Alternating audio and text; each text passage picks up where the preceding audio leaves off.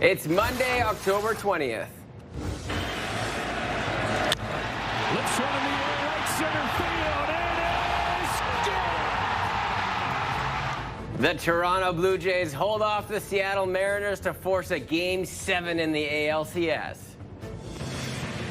For me, the strike is not good, so please, STO, please, tomorrow.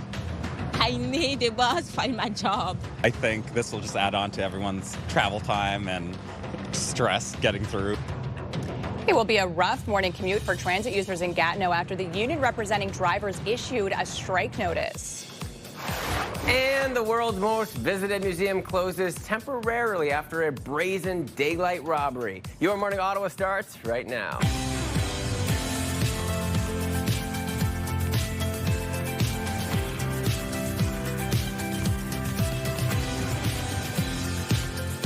Good morning, everybody. Happy Monday. I'm Will Aiello. I'm Melissa Lamb, and a very rainy Monday to start off your work week. My goodness, when I went outside this morning, I'm like, oh, there it is, something we haven't seen in quite some time. Yeah, and it looks like we might see rainfall for a good chunk of the days this week. It is. It's going to look a little wet this week, but you know what? We've been very spoiled September, October with like great weather. I mean, temperatures were in the mid-20s yesterday. Can't complain with a little bit of rain. Yeah, I know. Sunday was so beautiful. Hopefully everyone got out and enjoyed it. And if maybe you're thinking, you know what, it's a little bit wet and rainy, we might have a way to get you out and onto the beaches. Absolutely. The CTV Your Morning 20K giveaway continues for one more week, so make sure you're watching every single hour for the daily code word and, of course, your chance to win that $20,000. You heard it. One more week. Here we go. Keep an eye out later this hour for today's code word and your chance to get in to win some big money. I'm still holding strong, especially with days like today.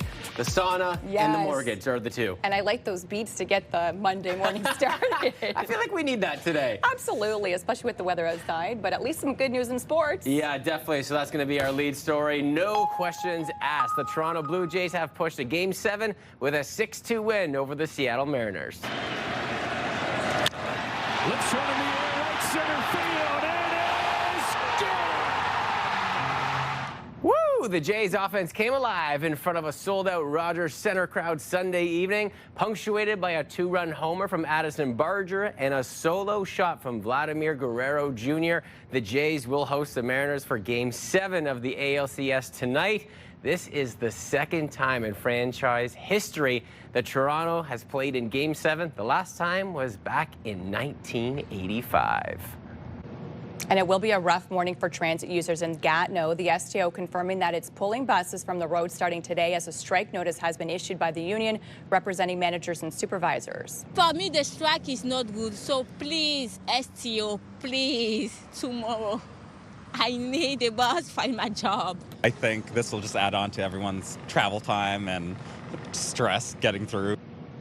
On Sunday morning, the STO announced it was offering the union a chance to go into arbitration to avoid a strike. By late Sunday evening, in an update, STO officials say discussions continue, but it can't confirm the complete suspension of bus service starting today. The union represents more than 50 supervisors, says a sticking point in negotiations is job security and wages.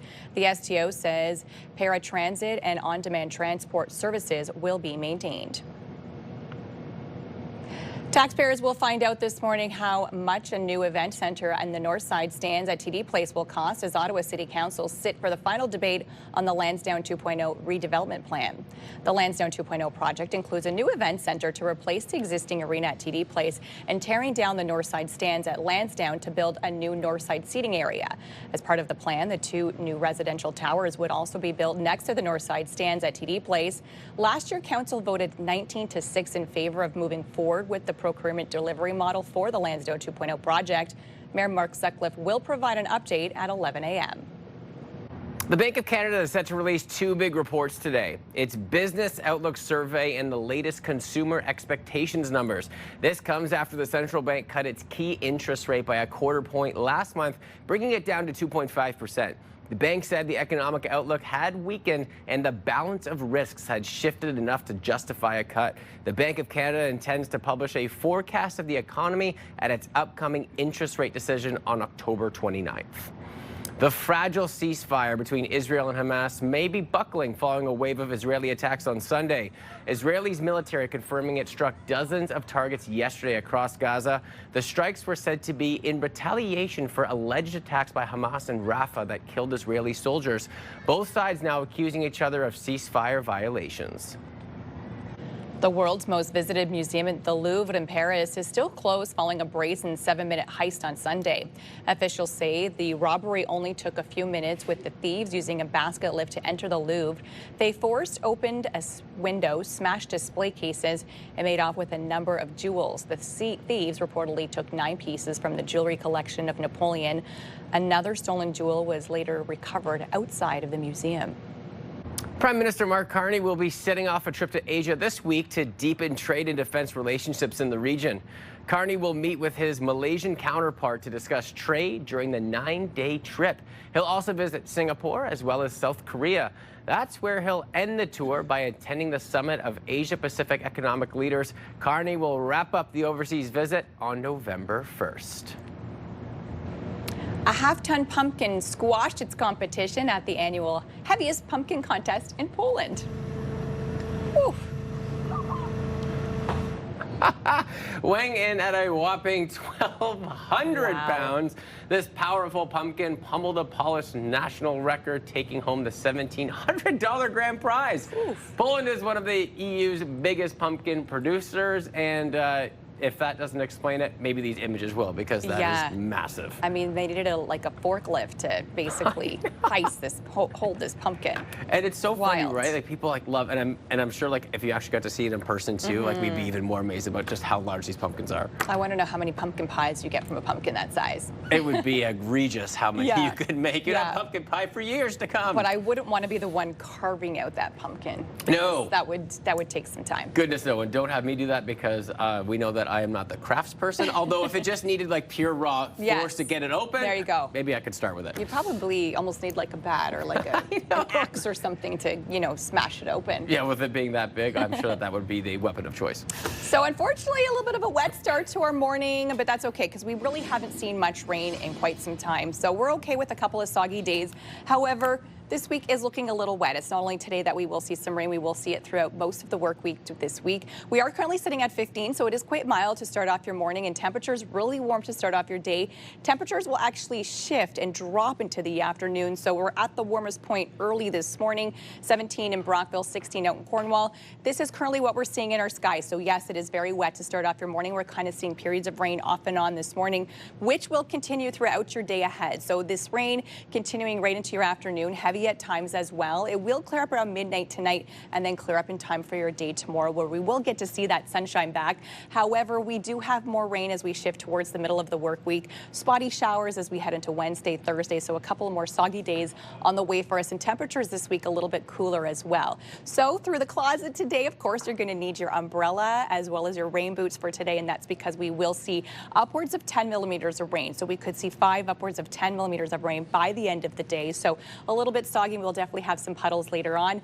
Temperatures will shift into the afternoon and hover around between 11 and 13 degrees is where we will sit later on today. So you'll see temperatures dropping into your day ahead. 15 is the high in Cornwall today. 12 will be where temperatures will sit in Cornwall, in the valley. 14 over in Gatineau. So over the next 7 days, this is where you will see that shift in temperatures. Not so bad to start off the work week, but then cooler throughout the middle of the work week. So temperatures will shift and sit around 13 degrees into the afternoon. Seeing that rain today, 5 to 10 millimeters. Tomorrow, that sunshine is back, a beautiful fall day. 15 is your daytime high, so a little bit above seasonal. Then very average-like conditions throughout the rest of the work week. We are expecting some spotty showers Wednesday and through Thursday, Friday. But then as we head into the weekend, lots more sunshine on the way. On your roads this morning, here's a live look at your time saver traffic. And again, we have that wet pavement outside, so make sure you're taking your time on the drive-in. Now here's your TSN must-see moment. Hi, everyone. Welcome inside the Sports Center Newsroom. I'm Mark Rowe with your must-see moment from Sunday. We go to Denver with the Broncos taking on the Giants. Denver down 19-0 when Bo Nix's pass bounces off Cortland Sutton. And check out the catch by Troy Franklin. Wild tip drill. It's a touchdown by the Broncos as Franklin comes up with a crazy catch that started a wild comeback win for Denver as Franklin provides your must-see moment. And tonight on TSN, we have a Monday Night Football doubleheader for you. First up is the Buccaneers and Lions. That's followed by the Texans and Seahawks. It all gets underway at 7 Eastern, 4 Pacific. That's all from the SportsCenter newsroom. Have a great day.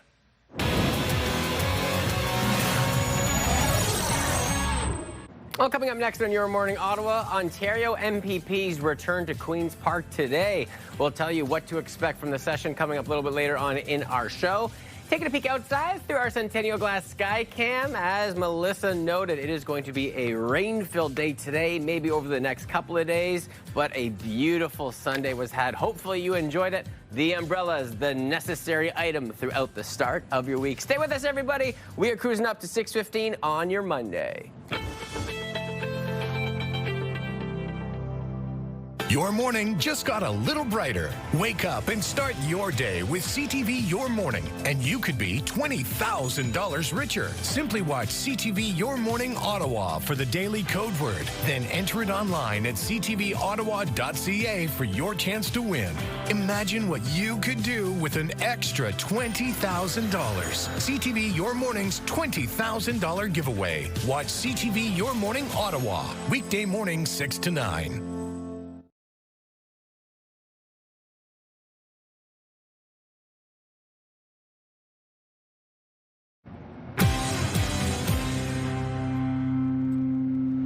Welcome back, everybody. Here are the big stories that we're following today on Your Morning Ottawa. Lots of people are talking. The Toronto Blue Jays have pushed a Game 7 with a 6-2 win over the Seattle Mariners.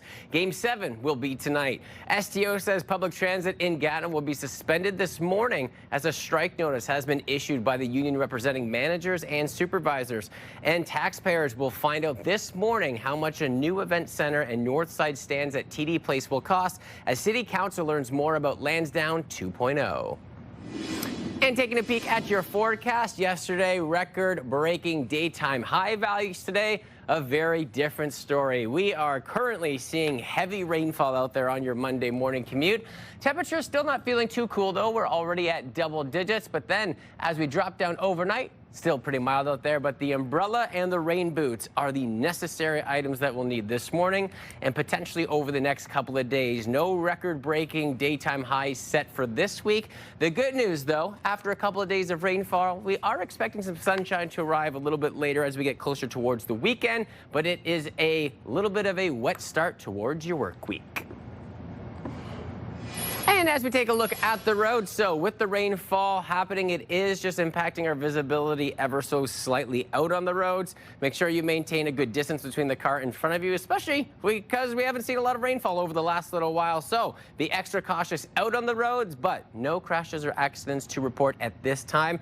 As we cruise through the next couple of hours through our show, we'll be sure to let you know if any detours are available or if any accidents are reported.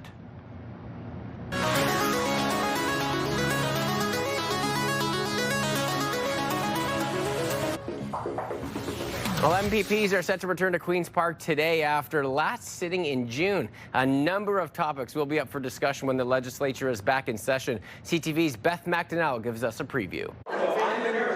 It's been more than 4 months since elected members debated in the Ontario legislature.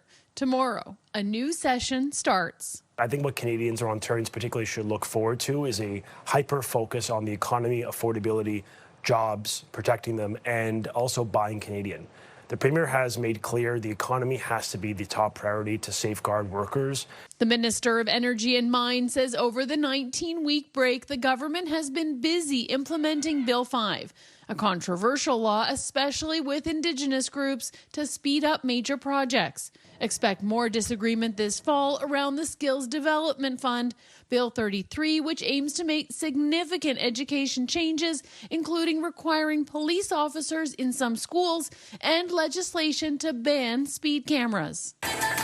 With Bonnie Crombie out, the party is now searching for another leader, as a new online survey with 1,268 respondents is revealing possible support for rumored candidates. They include doctor and health policy expert Andrew Buzeri, recent federal Liberal leadership candidate and MP Karina Gould, banking and communications executive and former Liberal federal minister Navdeep Bains, MP and previous Ontario leadership candidate Nate Erskine-Smith, and Etobicoke Lakeshore MPP Lee Fairclough. The survey found 48% chose Buzari, 30% Gould, and 23% Erskine-Smith, with Buzari being the only one who could beat Premier Doug Ford in a potential matchup, 52% to Ford's 48%. The pollster behind the survey says voters and Liberals appear to be looking for someone with experience who is new and fresh. And also they're looking for someone who could win. So perhaps what they're also responding to is this really, a very impressive biography, someone who has already, I would say, a voice kind of on social media, which is part of what we tested in the poll. Doug Ford is a jobs disaster. After the NDP handed lukewarm support for leader Marit Stiles in her leadership review, the opposition is expected to go after the government on its promises and speak up on unemployment, education, and healthcare. The fall sitting is a short one, just 7 weeks. It wraps December 11th for the holidays and doesn't return until mid-February. Beth McDonnell, CTV News. Well, coming up a little bit later on in our show, we're going to be talking with CTV's Scott Hurst, teeing up Game 7 of the ALCS with the Toronto Blue Jays. It was a sold-out Rogers Centre. He's going to be live on location. We're also talking donuts. Homer's Donuts will be on the show a little bit later on if you're feeling a little hungry this morning. And we have a fun question for all of you. In your comments, we are asking you, what is the best job that you've ever had? And be sure to let us know. As a kid, I knew that I started landscaping for my dad. The lawnmower, 8 to 12-hour days outside in beautiful Mother Nature. But is that the best job I've ever had? No. Besides this one right here, which has been the dream of mine ever since I can remember. But I'm going to be sharing on a little bit later what my second, we'll call it, favorite best job was ever. And we might have a little bit of viz from my past as well, just giving you an insight of what was one of my favorite night outs. That is going to come up a little bit later on in our program. Well, an industry leader from the Canadian Institute of Steel Construction says a plan is needed to confront the impacts of the U.S. trade actions on Canadian steel and aluminum. Let's bring in Bill Carroll for more on this story. Good morning to you, Bill. Good morning. You know, I'm sure you're as tired of hearing me talk about tariffs as I am talking about tariffs myself, but this is really important. Look, the Ontario legislature resumes sitting this week, and they have a lot to deal with here. The federal government has not done a very effective job of finding a deal with Donald Trump, so these tariffs are staying in place. And so far, we've been a bit insulated. A lot of companies are saying they've been taking the hit here. They don't want to lay off staff. They were hoping there would be a deal that would take away at least some of these tariffs, but it never seems to come. The deal is always kind of just around the corner and doesn't get there. And we're the last of the G7. We're actually one of the last countries in the world to cut a trade deal with Donald Trump. So as time goes on, the steel industry is now saying, we can't keep this up much longer. We're going to have to let workers go. The very industry itself is on the line. The auto industry is making the same kinds of noises. So while our economy kind of hung in there better than expected, this is a slow burn. And a lot of people are getting very concerned about it. I know I am. I'm worried about the state of the economy.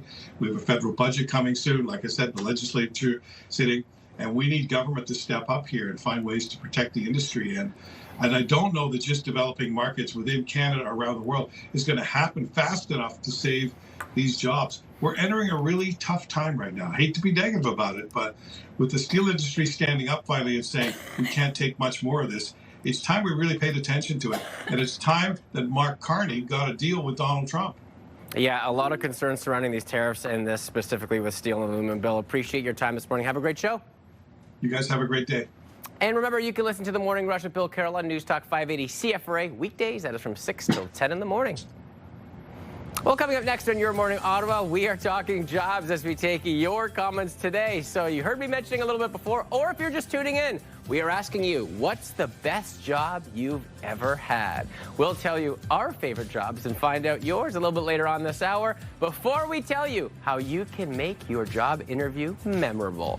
We're taking a peek through our Skycam on George Street, and it is a rain-filled Monday. If you haven't left home yet, do not leave without the old rain boots and the umbrella, but a free car wash on your Monday. Stay with us. We'll be right back.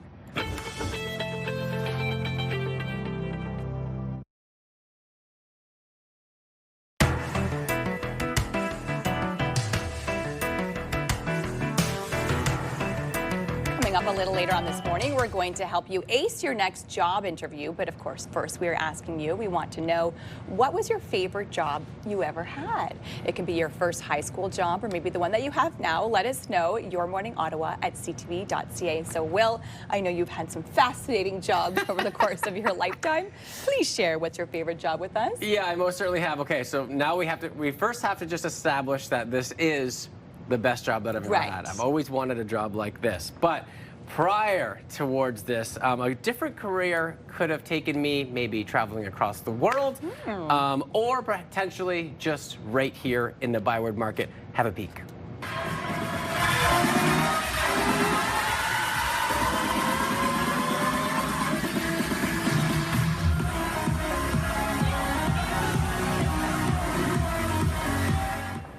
Okay, you need to clarify this one for me. Where are you in this part? So if you take a peek at that gentleman behind the decks, that is DJ ILO. Oh, Liquor store, party bar. This is the Briar Green to the Universe tour. Stop number 1. And it was the only stop on the tour. I love it. Look at you go. This was so fun. So I went to school in Vancouver for audio engineering and music production. I'm a piano player myself, and then so I DJ'd a bunch of events and some fashion weeks. This was in the Byward Market, and that night is so special to me for so many reasons. One of the biggest is because both of my siblings, so I'm the youngest in my family, big surprise to many of you. So my older brother and sister came towards that event. They had a great time. They brought all their friends. All my friends came. We had 2 school buses pick us up at the pre-drink, drive downtown to the Byward Market, and then I performed at Liquor Store, Party Bar. That's and it was amazing. It was so fun. Okay, next time, if that ever happens again, I need an invite to that. 100%. I'll have to dust off my dancing shoes. It's been a few years. And I'll have to dust off the decks because it's been a long time since I've been behind the DJ decks. I love that, though. That's amazing. What a cool career. Oh.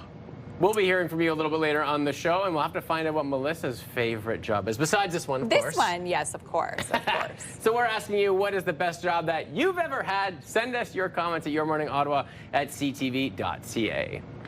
Well, coming up next hour, the Job Talk continues. We will break down how you can make your next job interview memorable. Stay tuned for that conversation, which will come at just after 7 o'clock. We'll be right back.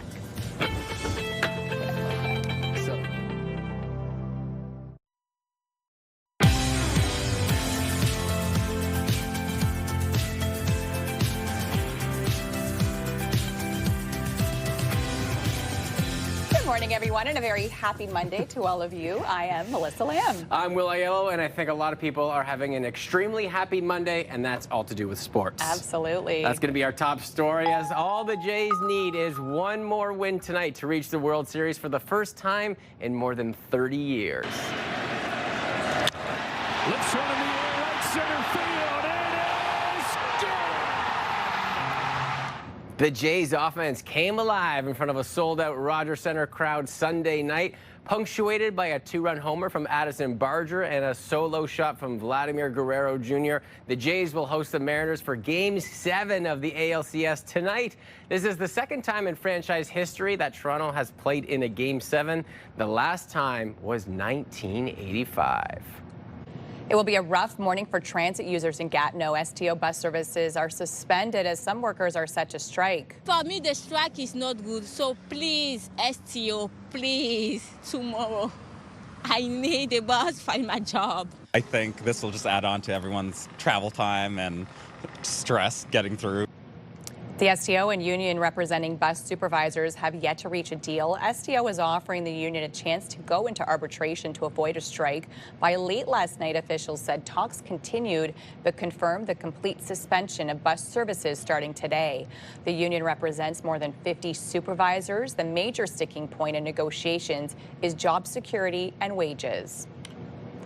And taxpayers will find out this morning how much a new event centre and Northside stands at TD Place will cost as Ottawa City Council sit for the final debate on the Lansdowne 2.0 redevelopment plan.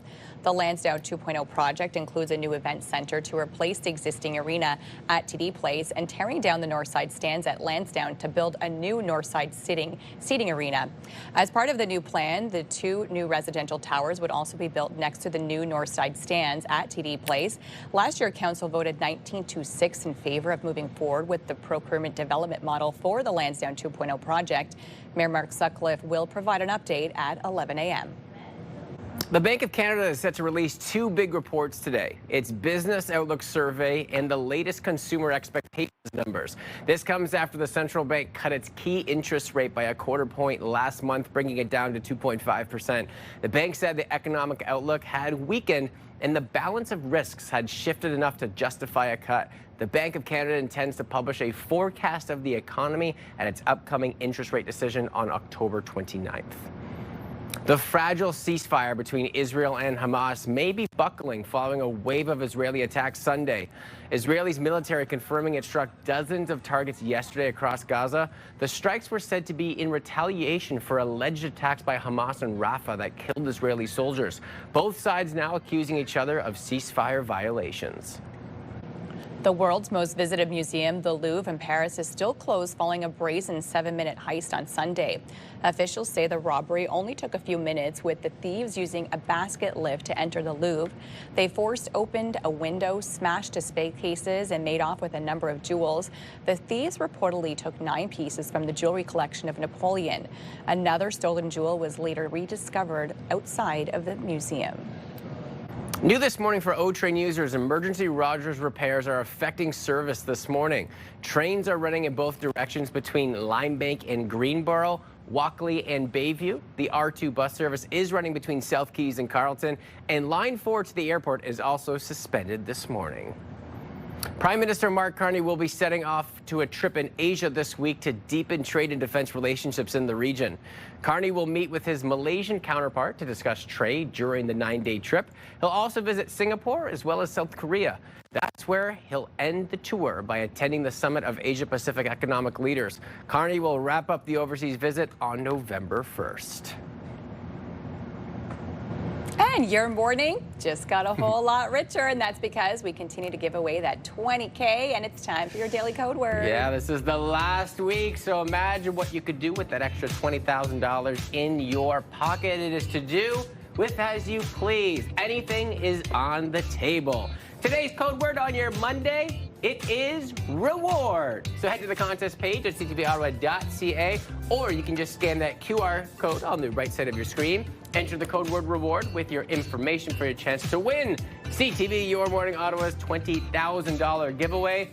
After that, we only got 4 days left, so make sure you tune in tomorrow morning. We will have a brand new code word for you, and good luck. And what a reward that would be to win $20K, especially right before the holidays. I feel like this is the spendiest time of the year where, you know, there's Halloween and then Thanksgiving, Halloween, and then Christmas all together. Yeah. In my family, I also have a ton of December birthdays.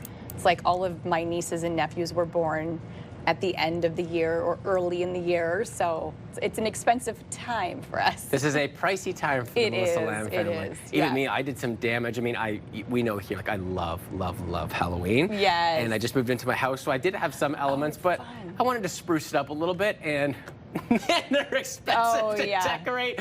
I go down the block and I see like this house that's immaculate. Like it must be over $5,000 of decorations, and I'm putting my way. I'll get there eventually, maybe. Yes, hopefully. yes. Got to start the collection slowly, and then it builds over years, and then eventually you have so much, you get it hand-me-down from your parents. They send it off to you. That's what you have to wait for. Today is a little bit of a wet day for us in the forecast. We're expecting rain this morning right through into the afternoon. So it is warm out there right now. It will be a little bit cooler throughout the day ahead because temperatures will actually drop into our afternoon. We're already sitting at 15 degrees, and we are seeing those spotty showers. So we saw periods of rain this morning, and that's kind of what we will see throughout the day ahead. Temperatures warmest throughout the morning hours. So you can see it's 16 in Brockville, Cornwall, 18 along Montreal, 14 for Kingston this hour. warmer, but it will drop into the day ahead. And this is what we're seeing in our satellite radar. So lots of green, lots of rain on the way. We're going to see periods of rain this morning right through kind of off and on into your day ahead. So this will continue. You can see the dark green rain will be heavy at times, but the good news is it will clear up overnight and we'll get to see some sunshine before we see more rain on the way as we head into Wednesday right through till Friday. There's a chance of scattered showers. We could see 5 up to 10 millimeters of rain into the afternoon, and then temperatures you could see dropping into the day ahead, hovering around 13 degrees throughout most of the afternoon, and then 11 throughout the late part of your afternoon. And temperatures not too bad for today, fairly average for this time of the year. Normal's around 12 degrees, so we'll kind of hover around that into your afternoon forecast for you. And then as we head into the 7-day forecast, we'll start to see a shift in temperatures and more cool conditions by the end of the work week. 5 to 10 millimeters of rain for us for today. 15 is the high for tomorrow. Beautiful, gorgeous day for us tomorrow. Get outside, enjoy the beautiful fall colors. 15, mix of sun and cloud. Temperatures slightly cooler for Wednesday, Thursday, but still pretty seasonal for this time of the year. A little wet from Wednesday and through Friday. We're expecting some scattered showers. Then the weekend forecast, the sunshine is back, but again, temperatures slightly cooler. Weather brought to you by Manotick Place Retirement Community, a community you can call home. And we already have an early morning collision. This is 417 eastbound at Huntmar. The 2 right lanes are closed. You can see emergency crews are on scene. Looks like traffic is just trickling by, so try and avoid this area if you can. Of course, we will keep you up to date on this as it progresses throughout the morning. Traffic brought to you by Presler Injury Lawyers, 1-800-JUSTICE. Well, coming up next on Your Morning Ottawa, the Toronto Blue Jays forced Game 7 in the ALCS, putting them just 1 win away from their first World Series appearance since 1993. Ooh, we're going to talk with CTV's Scott Hurst about that very exciting Game 7 matchup. Taking a peek through our Skycam, it is still raining out there. An umbrella, very necessary on your Monday. It is 6:40. Stay with us. We'll be right back.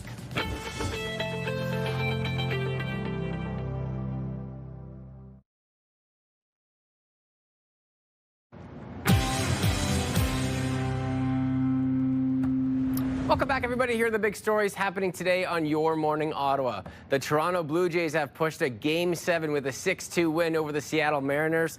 STO says public transit in Gatineau will be suspended starting this morning as a strike notice has been issued by the union representing managers and supervisors. And taxpayers will find out this morning how much a new event center and north side stands at TD Place will cost. Full newscast coming up. Let's take a peek at your rain-filled day, Melissa. You know, wet start to your morning, and we will see wet conditions into the afternoon. So periods of rain throughout your day ahead. We could see 5 to 10 millimeters. Temperatures are actually sitting at 15 right now. We'll hover around 13 into the afternoon, so they'll actually drop later on today. The sunshine is back for tomorrow. Mix of sun and cloud, a high of 15. Then we have more rain Wednesday right through until Friday. On your roads this morning, there is a collision 417 eastbound at Huntmar. The 2 right lanes are closed. You can see emergency crews on scene. Traffic is just trickling by, so if you can avoid this area, that is the best thing to do, as it looks like it is backed up quite far because of this early morning incident. Everyone's talking about it. The Toronto Blue Jays are just 1 win away from their first appearance in the World Series in more than 3 decades. They forced a Game 7 with a huge win in Toronto last night. Let's check in with Scott Hurst, who is live from the Rogers Centre this morning. Good morning to you, Scott. Hey, good morning, Will. I feel like everyone that I know that it's within, we'll call it an hour radius of the GTA, was at that game last night, and through social media, it just looked so awesome. Can you tell us firsthand, what was the energy like at the game, and then, of course, after that big win? And Will, you might be a little further than an hour away, but there's still time for you to hit the road and get down here for Game 7. As you might expect, right now, it's all quiet, but this place will be buzzing again tonight, as it was last night. The energy, the atmosphere, the excitement, and just the crowd noise last night was deafening for fans and players alike. We heard John Schneider, the manager, and pitcher Trey Yesavage talk about it after the game. Of course, Yesavage, such a young player, only his 6th major league start at 22 years old. He was saying this was the most electric he's ever felt in a stadium, and boy, was he on last night. But not just him, the offense was there as well. Vladimir Guerrero Jr., Addison Barger, both with home runs, and Vladdy with his home run making his 6th in postseason history now ties him with the likes of Joe Carter and Jose Bautista for most in Blue Jays playoff history. And there's, of course, still at least one more game tonight. And, of course, for Jays fans everywhere, hoping for several more games. And all will take one more game, that do-or-die Game 7, to punch their ticket to the World Series. Of course, the first time the Jays can be able to be in this position in several decades since 1993. So there's a lot on the line, of course. Fans had this place rocking last night, Will, and you can expect it'll be rocking once again tonight. Yes, so much excitement around sports as a whole, but especially being a Jays fan. Now, they've had a lot of up and downs. There's been big wins and big losses, not a lot of consistency. After that big win to push the Game 7, what do the Blue Jays need to do tonight to make sure they make that World Series? And, Will, lots of up and downs during the game as well. It was really nerve-wracking in the middle of the game as well. Trey Savage had a fair amount of strikeouts, but he got a lot of players on base, and there were 3 innings in a row where the Jays had to turn inning-ending double plays just to keep them into it, just to keep them with the lead. And so significant amount of ups and downs, not just throughout the postseason run, but also in the middle of the game. And so what's at stake, of course, is the World Series. For either of these teams, one of them will be popping champagne tonight, celebrating an American League pennant, which the Jays haven't done since 1993. The Mariners, for their part, have never done it as well. So obviously so much on the line for the Toronto Blue Jays, history on the line for the Toronto Blue Jays, but for Mariners fans, for everyone in the Pacific Northwest, so much on the line out there as well. So both teams looking to do something. The Jays do something they haven't done in several decades. The Mariners looking to do something they've never done. So it's going to be quite an incredible atmosphere in the Dome tonight. And as I mentioned, one of these teams in this do-or-die format will be popping the champagne tonight. But for Jays fans everywhere, of course, even there in the nation's capital, Will, as I mentioned, still time to get down here to enjoy the celebration. Hopefully a celebration for the Jays fans everywhere, coast to coast. Yeah, we can only hope. Well, Scott, I got 2 hours left in the show, 4.5-hour drive, so we'll see you in just over 6.5 hours. Come on down. Thanks, my friend. Have a good one.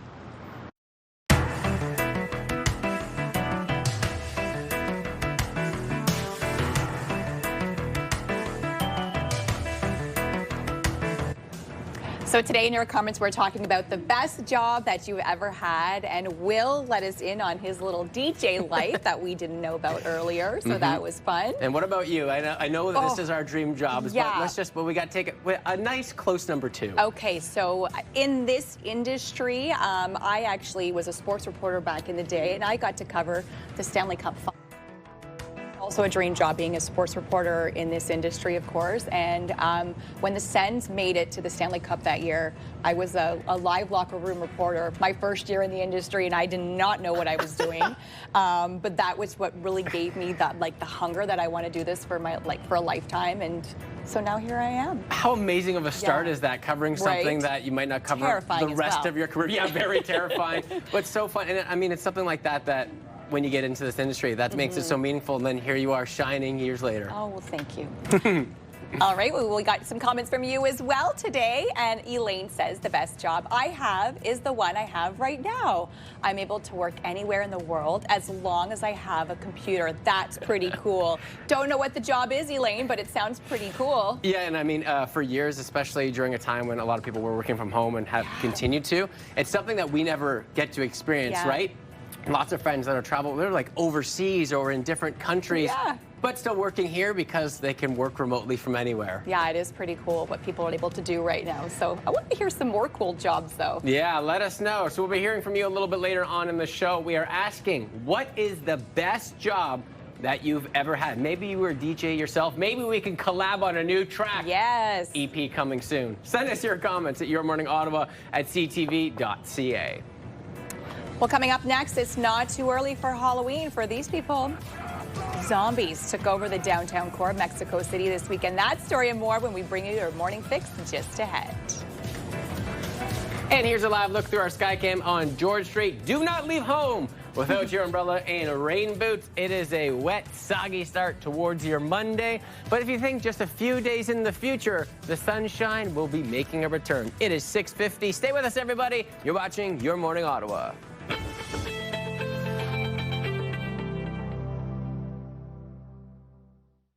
Tamarack Ottawa Race Weekend returns May 23rd and 24th, and it's never too early to join Canada's biggest running celebration. From the full and the half marathons to the 10K, the 5K, and the 2K, there's a distance for everyone. Register early to save on fees, jumpstart your training, and get ahead on fundraising in the Desjardins Charity Challenge. Join thousands at the start line and be a part of something amazing. Visit runottawa.ca for more information. CTV and TSN 1200 want you to be the Myers Automotive Group Team of the Week. Your team could win $1,000 for new equipment, tournament fees, or an incredible team party.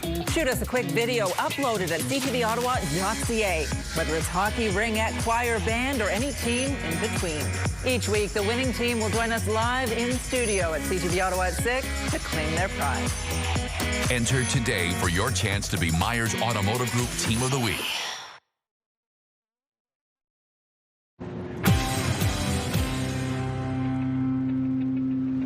Well, it is time for your morning fix, and guess what? Less than 2 weeks until Halloween, and some cool scenes on the streets of Mexico City as thousands of people dressed up as zombies and shredded their stuff in the annual Zombie Walk.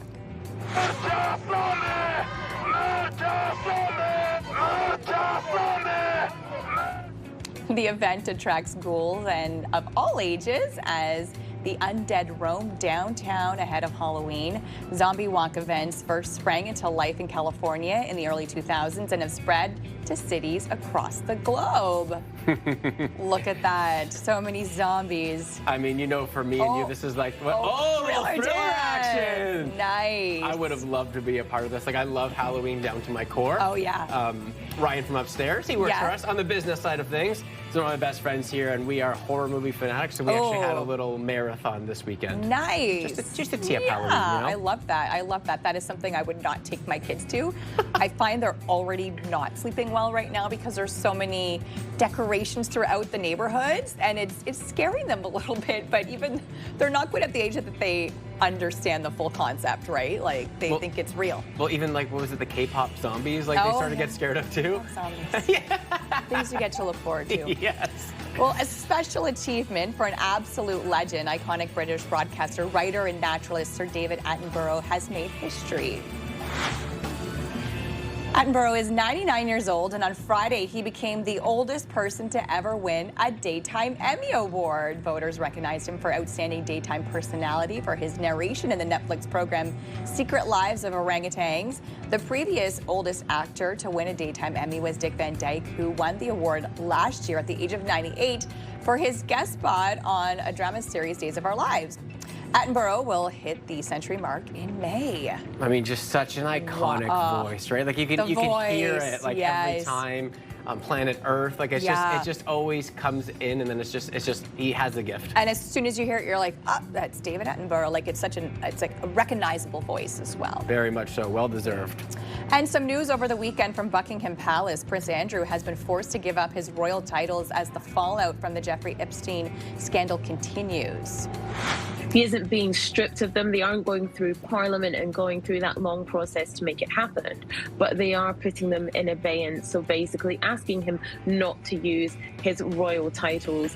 And this is something that they had to do. They had to be seen to be taking action over Prince Andrew and the constant disgrace that he's bringing to the royal family.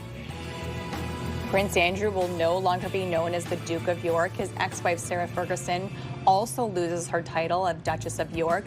This comes ahead of a bombshell book that's said to contain damning allegations about the disgraced prince that is set to be released this month. Oh, I'm sure many people will be following closely to see that. This is definitely not the last that we will hear from this world and this story. Absolutely. Well, coming up a little bit later on this hour, what is debanking? We'll break down the phenomenon and tell you what you need to know about it in our Money Monday segment. And we're kicking off Women in Business Week with our local entrepreneur who helps local businesses be more inclusive. And we're helping you nail your next job interview. All that coming up in the next couple of hours. We're going to take a peek through our Centennial Glass Skycam. Melissa letting us know it is a soggy start. Already seeing some accidents on the 417 as well. We'll bring you more details on the collisions and what you can expect the rest of the week. But for now, stay with us. We'll be right back.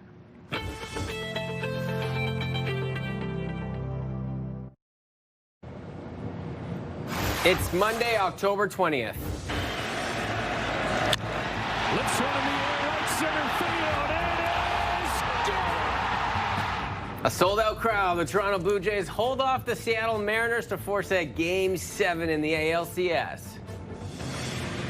For me, the strike is not good, so please, STO, please, tomorrow. I need a bus, find my job. I think this will just add on to everyone's travel time and stress getting through. It will be a rough morning commute for transit users in Gatineau after the union representing drivers issued a strike notice. And hundreds of Canadians say they've been dumped by their banks. We'll talk about the phenomenon known as debanking. Your Morning Ottawa continues right now.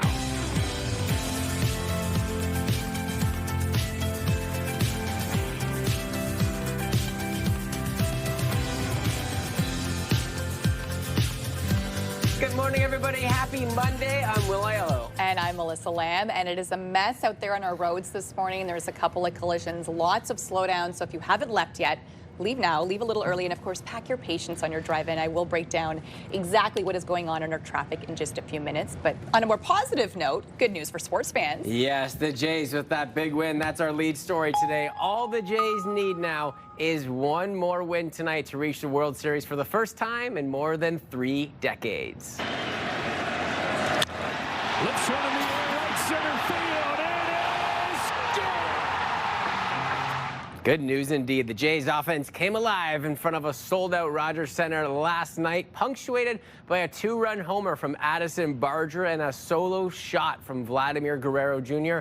The Jays will host the Mariners for Game 7 of the ALCS tonight. This is the second time in franchise history that Toronto has played in a Game 7. The last time, 1985. It will be a rough morning for transit users in Gatineau. STO bus services are suspended as some workers are set to strike. For me, the strike is not good, so please, STO, please, tomorrow. I need a bus, find my job. I think this will just add on to everyone's travel time and stress getting through. The STO and union representing bus supervisors have yet to reach a deal.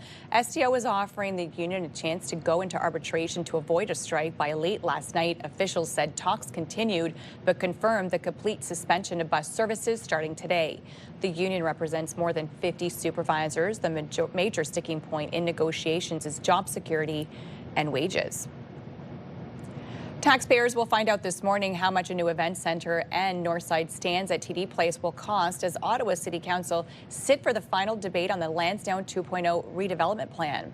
The Lansdowne 2.0 project includes a new event center to replace the existing arena at TD Place and tearing down the Northside stands at Lansdowne to build a new Northside seating area. As part of the plan, 2 new residential towers would also be built next to the Northside stands at TD Place. Last year, Council voted 19-6 in favor of moving forward with the procurement delivery model for the Lansdowne 2.0 project. Mayor Mark Sutcliffe will provide an update at 11 a.m. The Bank of Canada is set to release 2 big reports today. Its Business Outlook Survey and the latest consumer expectations numbers. This comes after the central bank cut its key interest rate by a quarter point last month, bringing it down to 2.5%. The bank said the economic outlook had weakened and the balance of risks had shifted enough to justify a cut. The Bank of Canada intends to publish a forecast of the economy at its upcoming interest rate decision that takes place on October 29th. The fragile ceasefire between Israel and Hamas may be buckling following a wave of Israeli attacks on Sunday. Israel's military confirming it struck dozens of targets Sunday across Gaza. The strikes were said to be in retaliation for alleged attacks by Hamas in Rafah that killed Israeli soldiers. Both sides now accusing each other of ceasefire violations. The world's most visited museum, the Louvre in Paris, is still closed following a brazen 7-minute heist on Sunday. Officials say the robbery only took a few minutes, with the thieves using a basket lift to enter the Louvre. They forced open a window, smashed display cases, and made off with a number of jewels. The thieves reportedly took 9 pieces from the jewelry collection of Napoleon. Another stolen jewel was later recovered outside of the museum. Prime Minister Mark Carney will be setting off on a trip to Asia this week to deepen trade and defense relationships in the region. Carney will meet with his Malaysian counterpart to discuss trade during the 9-day trip. He'll also visit Singapore as well as South Korea. That's where he'll end the tour by attending the Summit of Asia-Pacific Economic Leaders. Carney will wrap up the overseas visit on November 1st. New this morning for O-Train users, emergency Rogers repairs are affecting service this morning. Trains are running in both directions between Limebank and Greenboro, Walkley and Bayview. The R2 bus service is running between South Keys and Carleton, and Line 4 to the airport is also suspended this morning. FIFA says more than 1 million tickets have been sold so far for next summer's World Cup. Already, as expected, the highest demand is from those in the host countries of Canada, U.S., and Mexico. There's still time to nab a spot for the World Cup final in East Rutherford, New Jersey, with prices ranging from $9,500 to $57,000 per seat. Goodness. That's wild. Well, we can help with that kind of with our 20K giveaway. That's right. So you could get in the, we'll call it low to medium size of those seats, but $57,000 for just one ticket, so over $100K for you and a friend. I don't know if there's anything in my life that I would spend $57,000 or for like a ticket. Yeah. For like, I don't know if there's any sport or, you know, anything that I would be like, oh yeah, sounds like a great time. Sport or artist. Like, Yeah. I'm sure there's some T-Swift Music, fans out yeah. there that might pay that if No. they have the bank account to roll it. I think I'd have to skip. Yeah, me too. And we do have your weather picture for today. Look at this. Ian sent this in. It's the red sky in the morning. Absolutely gorgeous shot. Thank you, Ian, for sending that in. Weather picture brought to you by Box Me Up. Moving, staging, renovating. Just box me up.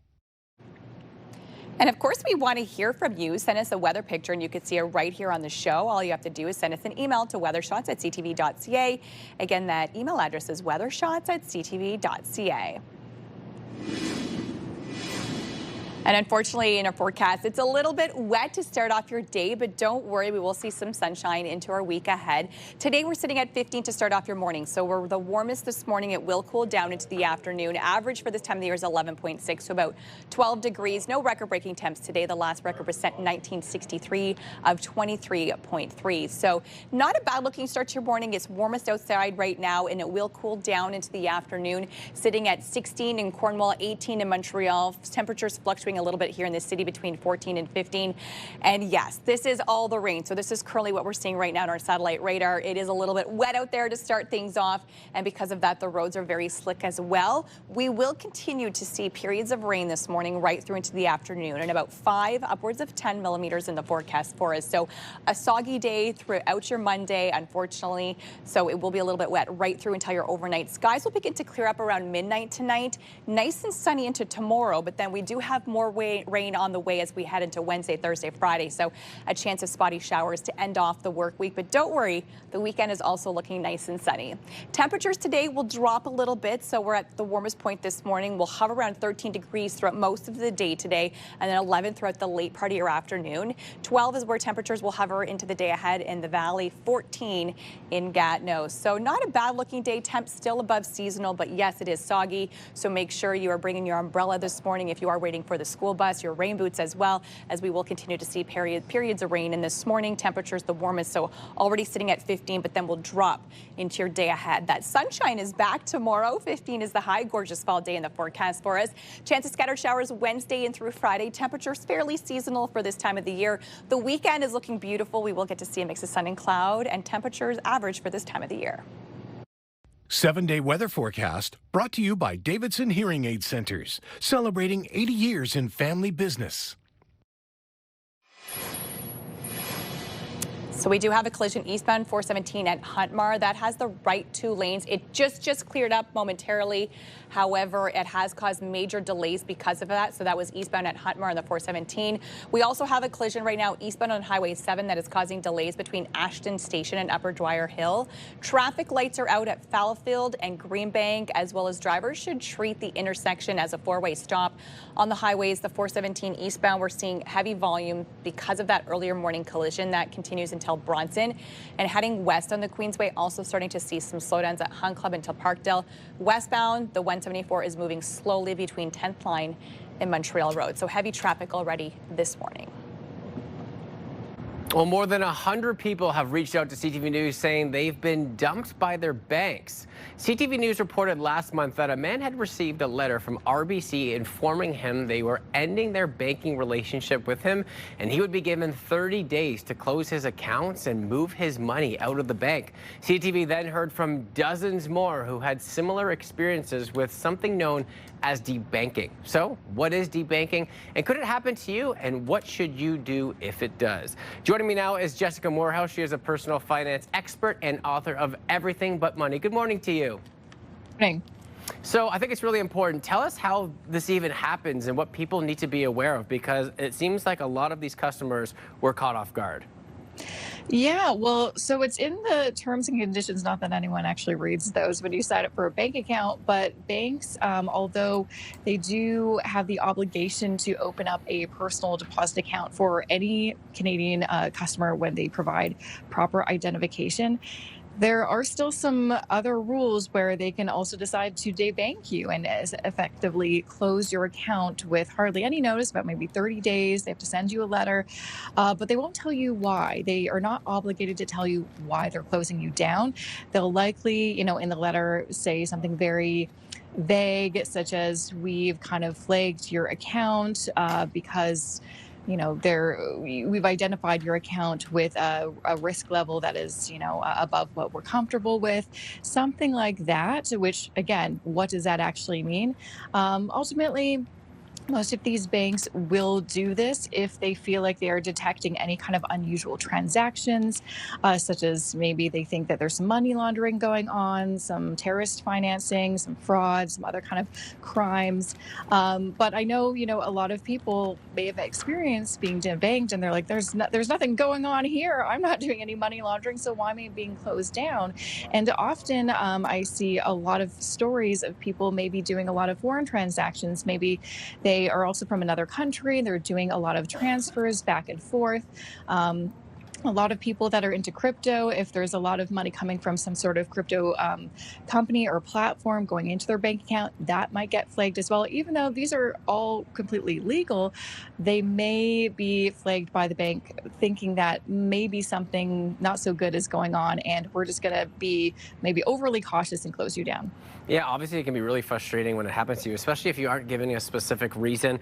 But for those at home that are wondering, is this something that can happen to them? Is it likely? Is it something new that we're seeing? Has it always been implemented? What are the risks as a client to actually get debanked? So it's always been around. However, definitely there has been an increase. I looked at some stats, and there's been an increase from about 19 in 2019 of clients being ejected from their bank to 113 in 2023. Still, we're talking about 113 customers throughout Canada. And so we have millions of people here. So that's a very, very low percentage of people that are being affected. Of course, those people being affected probably don't care about the stats. It's still a big burden. They have to find a new bank. And there's only so many banks in Canada compared to other countries where there are literally thousands that you can choose from. And so it can be very disconcerting. However, I think for the average Canadian, this is not something that you have to really worry about, though, it could happen to anybody. So it's just important to be informed about what are some things that could potentially be flagged by your bank, and how to maybe not do those things. And Jessica, just quickly before you go, if this does happen, I know you said only 113 clients, but if it starts to pick up and it does happen to you, what are some steps that you should take? You can definitely file a complaint with the Ombudsman for Banking Services and Investments. But ultimately, I think that the most important thing you're going to want to do is find another place to land, because you're going to want to pay your bills. And again, this could affect your lines of credit, your mortgage. So the first thing you're going to want to do is find another bank to house you and your bank accounts. Appreciate Jessica, personal finance expert. Really appreciate your time this morning on this, I think, area that many people are finding very new. Well, coming up a little bit later on this hour on Your Morning Ottawa, with so many distractions in the palms of our hands, it can be challenging to manage your time if you live with ADHD. We learned some time management hacks if you are struggling To keep track of your time, our guest is standing by in the Your Morning Ottawa Lazy Boy Lounge. Nice and cozy there with those bright blue colors. We're taking a peek outside through our Centennial Glass Sky Cam, and as Melissa stated, the road's not looking so good this morning, so plan to leave a little bit earlier. If you haven't seen, umbrella needed, rain boots needed, and some patience this morning. Stay with us. It is 7:15 on your Monday.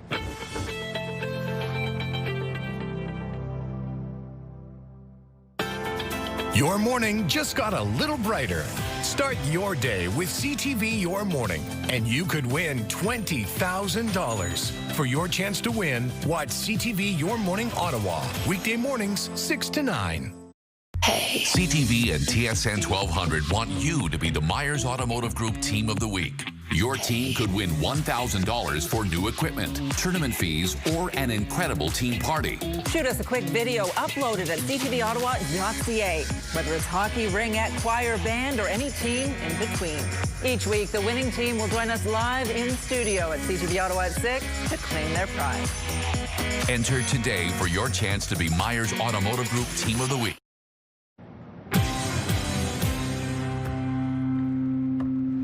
Welcome back, everybody. Here are the big stories happening today on Your Morning Ottawa. The Toronto Blue Jays have pushed a Game 7 with a 6-2 win over the Seattle Mariners. That Game 7 is tonight.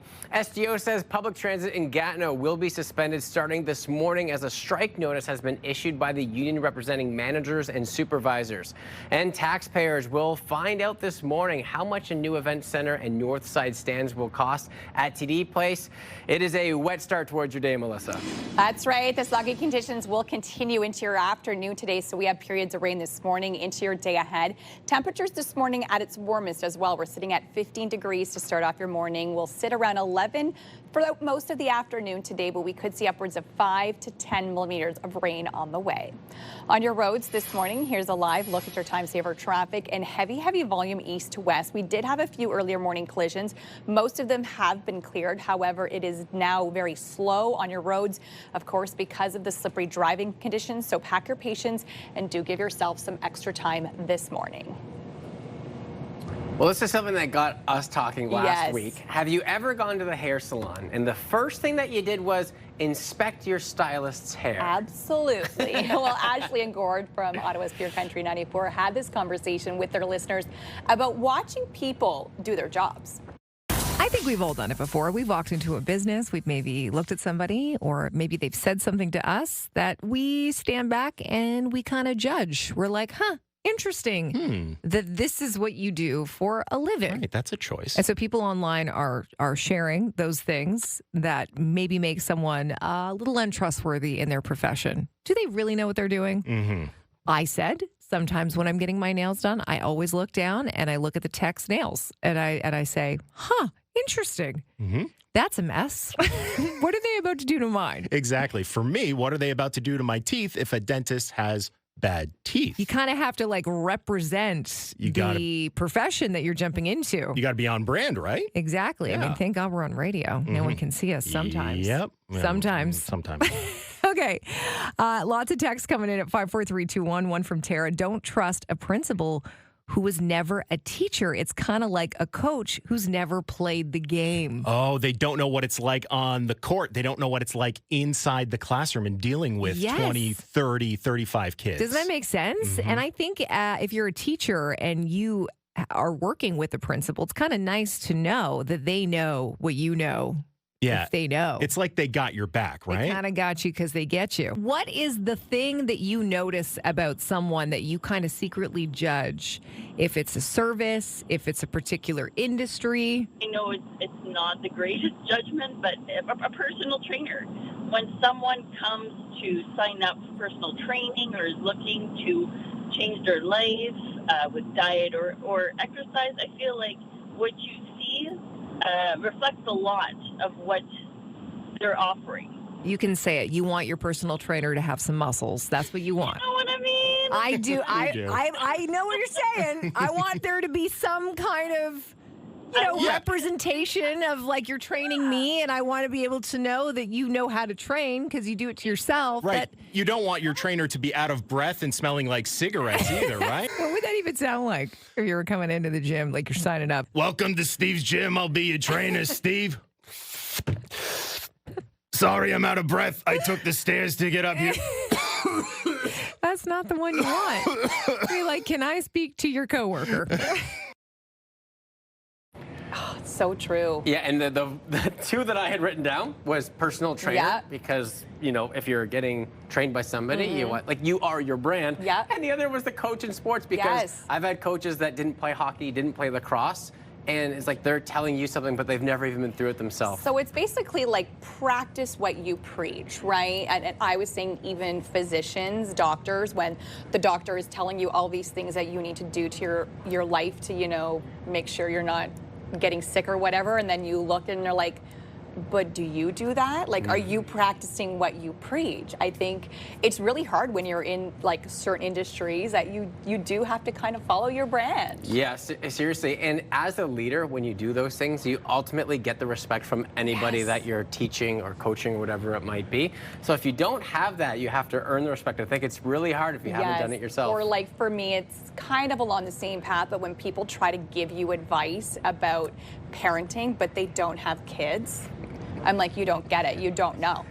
Like, don't even. And you've noticed how when you and I discuss that, I don't give you any advice. I just sit here and just... You're like, always when I think I had my sleep worse, and then I talk to you the next morning, you're like, I have nothing on you. I know nothing. Forever, every morning they talk about something like, I have nothing to complain about because they got super mom over here when you come in. The other child. And I just have a dog to worry about, and he sleeps great, so I got nothing on you. Yeah, but you know, it is a good thing to follow. Practice what you preach, I guess, is, you know, the motto of the story. Yeah, I think so too. Don't forget, you can listen to Ashley and Gord on the morning pickup weekdays from 6 till 10 a.m. on Ottawa's Pure Country 94. And coming up, Nail That Job interview. We'll tell you how you stand out in an increasingly tough job market and everything you need to know coming up. Here's a live look through our Skycam on George Street. Still raining out there. Temperature's not too cool, but feeling rather damp. It is 7:25. It is Monday morning. Stay with us, everybody. We'll be right back.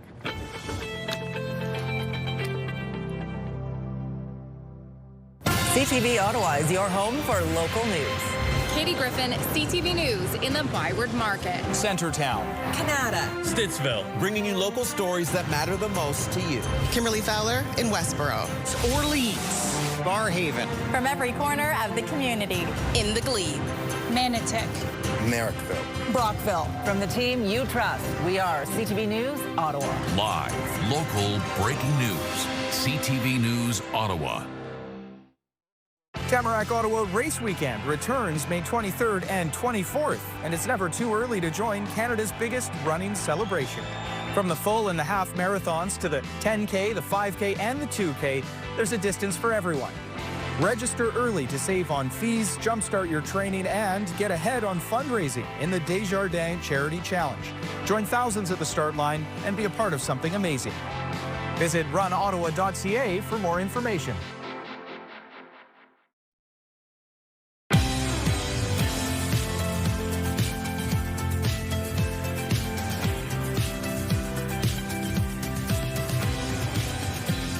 Good morning, everybody. Happy Monday. I'm Will Aiello. I'm Melissa Lamb. Thank you so much for joining us on this Monday. A bit of a wet start to your Monday, but don't worry, there's plenty of reasons to smile today. Yeah, I think a lot of sports fans are really happy, especially if you're in the baseball world, and that's our top story. All the Jays need is one more win tonight to reach the World Series for the first time in more than 30 years. Lifts one in the air, right center field, and it's gone! The Jays offense came alive in front of a sold-out Rogers Centre crowd Sunday evening, punctuated by a two-run homer from Addison Barger and a solo shot from Vladimir Guerrero Jr.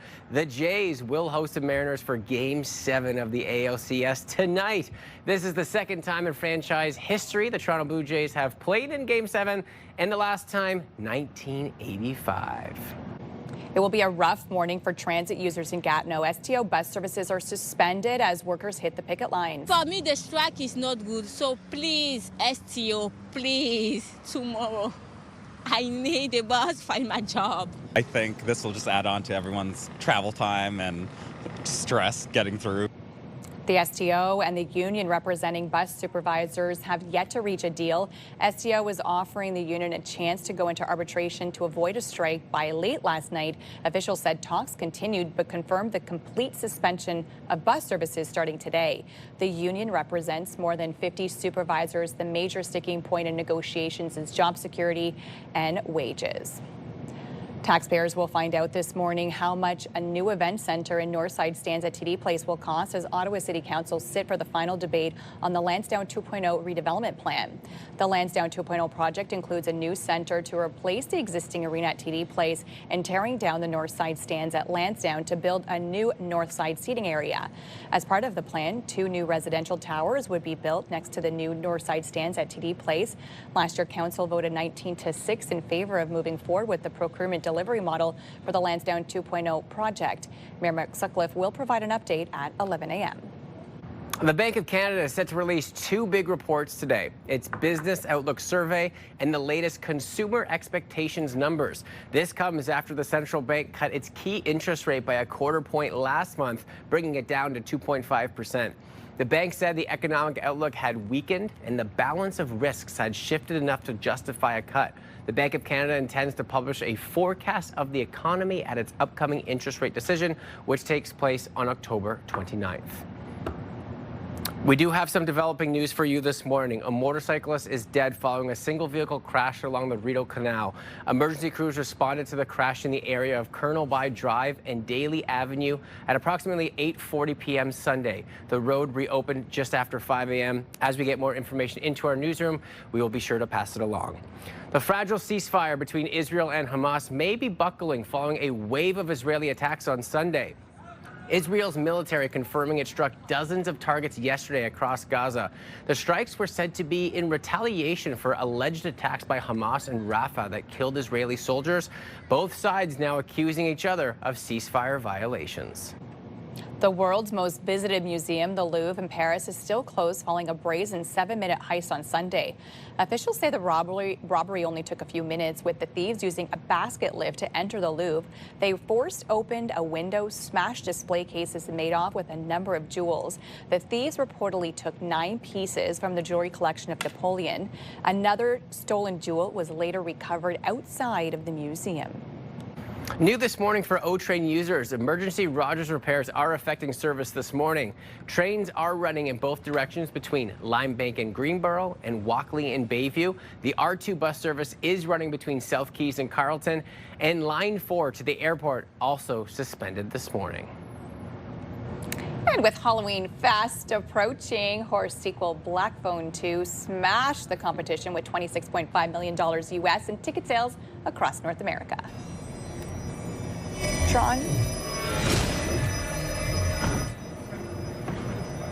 Tron Heiress added another $11.1 million to its lower than expected box office performance.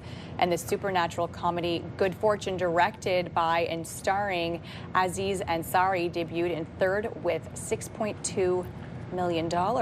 So the over $20 million for Black Phone 2, Ryan and I, my friend from upstairs, we contributed towards that. Nice. And I was going to ask if that was one of the horror films you saw this weekend. It was. So Mr. Hollywood, you know, he gave me the lowdown because the first Black Phone was okay. It wasn't that great. And then he said beforehand, before he had even come on the show, he said, you got to see Black Phone 2. Okay. So we went to go see it, and it was, I'm going to give it a 7.7 out of 10. That's not bad. Yeah. So it kind of lived up to the hype then. It did. It was, and it's, you know, it's a thriller, it's a horror movie, so it's what you can expect from that category, but it's not often you get a lot of good ones. This one was good. Well, you know what? If you have the day off today, it might be a great place to go to the movie theaters, especially since it's soggy.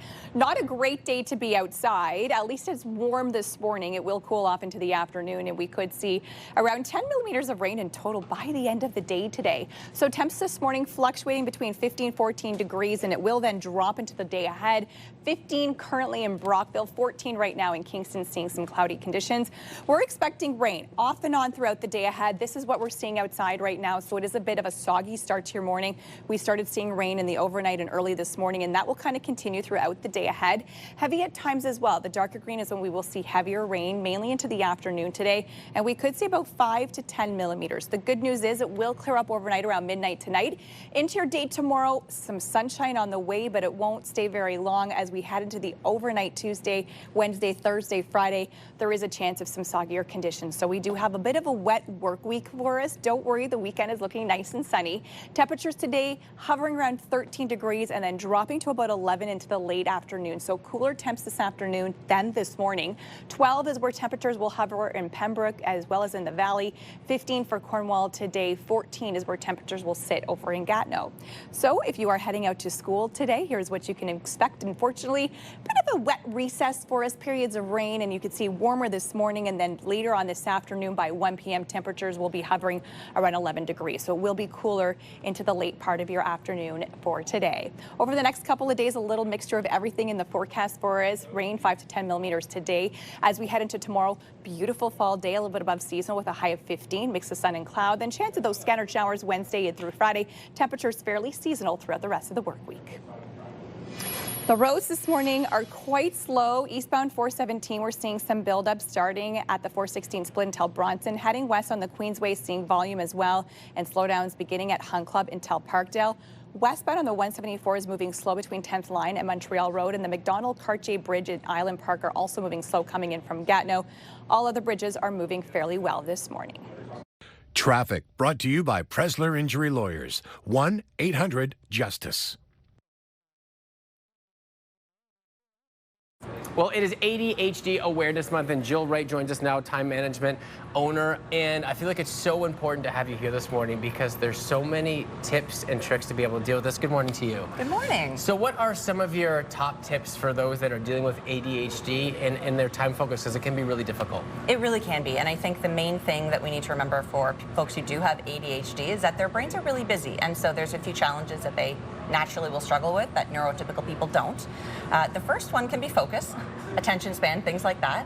So if that's something that you're struggling with, I really recommend using time confetti wisely. And time confetti are these 5 and 10 minute pockets throughout the day that we naturally experience, where we pick up our phone and we waste them away, right? Mm-hmm. But if you have an ADHD brain, taking these small moments of time to be able to do a task feels really a lot more efficient than taking a full hour sitting down in a time blocking situation, right? And having to sit for 30, 60 minutes, do the tasks. If you can do them in 5 and 10 minute blocks scattered throughout the day, you're going to keep that momentum going and get a lot more accomplished. I think that's so great too, because even in today, you know, the attention span can just be so quick. We're used to scrolling video a second, every 2 seconds, and time can go by all of a sudden. Your 2 minute scroll and 30 minutes have gone by and you've just wasted it. Yeah, exactly. And I think my next tip speaks directly to that. It's we have the challenge sometimes with prioritizing when we have an ADHD brain. It's like, well, what is the most important? And so you get stuck and you don't accomplish anything because you don't know where to start, right? And so this concept of eat your frog can be really helpful. Eat your frog is a productivity term. It basically means do the most important thing first. And it's often talked about within workspaces and careers, but I think we can also bring it into our everyday lives. So for example, if you tend to wake up in the morning, you go down, you grab your coffee, you scroll on your phone, and then all of a sudden you're like, oh my goodness, I don't have time for a shower. It's got 15 minutes till go timing to leave the house, right? Well, what if you switched it? What if you did the most important thing first and you had your shower before your coffee? Then all of a sudden, you're doing maybe the same amount of stuff in the morning, but you're not feeling scrambled. And if you are feeling scrambled at the end, it's a lot easier to grab a coffee on the road than a shower on the road. Definitely. So get the priorities done first and then start ticking away at the other things, but get that in there. I like this tip. Bring ice cream. What is that one to deal with? Okay, so for ADHD brains, dopamine is the thing, right? You want to keep things exciting. You want to keep things fresh. If you do a little bit of joy with the things that you're not looking forward to, it makes a big difference. So for example, turn your camera off for the first couple minutes of your Zoom meeting, bring a bowl of ice cream, bring your favorite tea, right? Light your favorite candle, bring in some sensory experience. It's going to bring you some joy to an activity that you're dreading or that you don't feel like doing, and bringing ice cream to a meeting is one of my favorite ways to do that. I love that. Such a fun way to get, you know, a nice tip in there, and who doesn't love ice cream?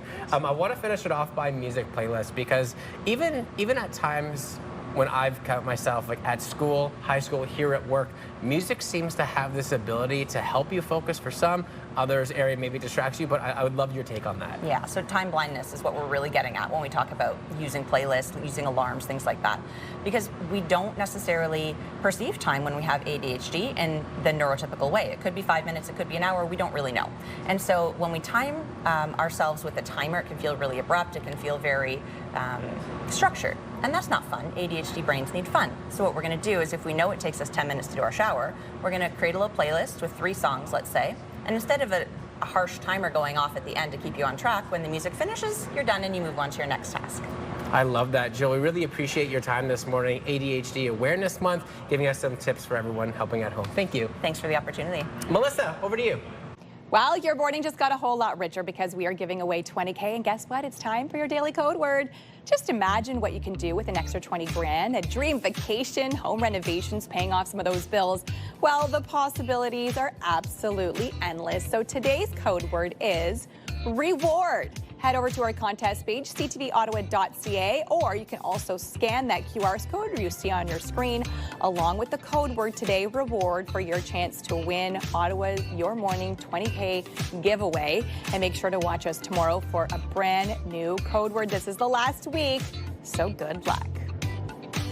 Coming up next on Your Morning Ottawa, we are highlighting women in business in our city. Our first guest is standing by in the CTV Your Morning Ottawa Lazy Boy Lounge.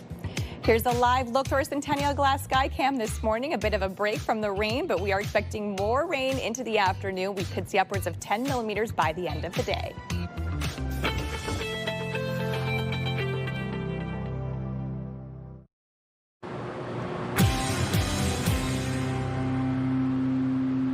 It is time to highlight some female business leaders in our city, and we are going to start off with the CEO and founder of Quake Lab, Sharon Nguesso. Good morning and welcome to the show. Thank you so much. Thank you for having me. Oh, we're so excited to have you here. Let's first talk about Quake Lab and what your business is all about. Yeah, so I like to say that we are kind of professional problem solvers. I love that. But more specifically, we work with our clients to build systems that make their organizations work and that help them build what they build or provide the services they provide. The slight difference, though, is that to ensure that we're doing that with excellence, we also apply what we call an equity lens, which means we try to essentially ask the question, the way you do what you do, what consequences does it have and for who, and how can we design for that? So sometimes that can look like, maybe I'll give you 2 examples. We might work with a municipal government who are looking to say, okay, how do we rethink how we clear snow on this street? Something that seems simple and innocuous, but for a lot of people who might not know it, women make up the majority of pedestrians and people who use transit. And so that means when you're thinking about how you clear a street of snow, you're also thinking about how many women are going to get injured, how many women are filling up emergency rooms or walk-in clinics. And then on the other side of that spectrum, we can work with a client to basically, maybe they want to figure out how they do their hiring. And that's, again, pretty straightforward. How do you get people in the door, hire them? But we might start to push them with questions like, well, why do we not send our interview questions in advance? Because we know that for people who have neurological disorders like ADHD, or just anyone who hates taking a test, interview questions that are surprises aren't fun. Yeah, absolutely. And they're not a good indication of like how good you would be at a job. I love that so much. Such a great business. Tell us why you wanted to create this as a female especially. Yeah, I think because how we all navigate the world is, you know, we share a lot of commonalities, but there are also like really specific things about really specific groups of people. And if we're not designing for that, then we're missing out huge segments of the population. So for instance, how you walk in the street, we all walk in the street the same way. But if you are, you know, using a mobility device, or if you're taking kids from one place to the other, how you use a street is going to change. And I think it's not even a question of being altruistic or being good for the world, it's just good design.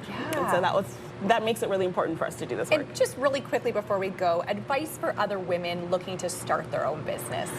I would say just A, go for it, but also B, you don't have to become an expert at everything. I'm a big believer in outsourcing, so don't try to become a tax expert overnight because CRA will come for you. It's true. That is a tricky part of owning a business, right? Exactly right. Thank you so much for joining us. And for people looking for more information, you can head to quakelab.ca. That's right. Thank you again, Cher, for joining us today. Coming up next, we're going to tell you how you can nail that job interview. Coming up, we have some great advice for you here in our studio.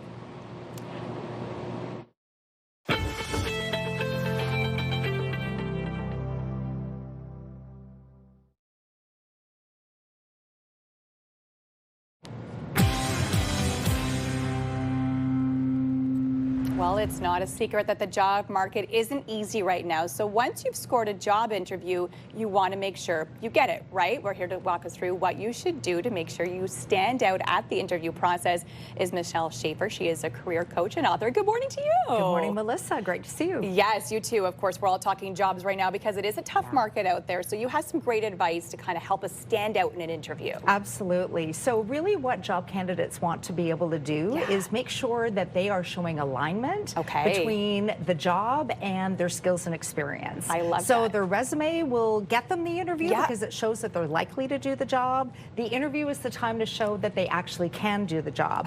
Give that proof and evidence that shows that they can meet the job requirements because the past predicts the future. If you can demonstrate that you've done something really well in your career past, it shows that you're a really good fit for the job that you're interviewing for. Perfect. So you say, what are the interviewers looking for? Yeah, they're really looking for that proof and evidence that you are meeting the job requirements. So what they're looking for are specific examples, Melissa. It's not good enough to just say high level, I've managed projects or I've led teams. You really need to give a specific example that backs up all of the different things that the job is asking for. I love that. Okay, let's move on to the next point. All right. What do we do before the interview? Yeah, there's so many things. What I hear people do is they decide that they're going to wing the interview, and I say never wing the interview. There's so much you can do in advance. The big thing to do is start with the job posting. All of your clues are there. You can actually forecast all of the different questions that you might be asked in the interview.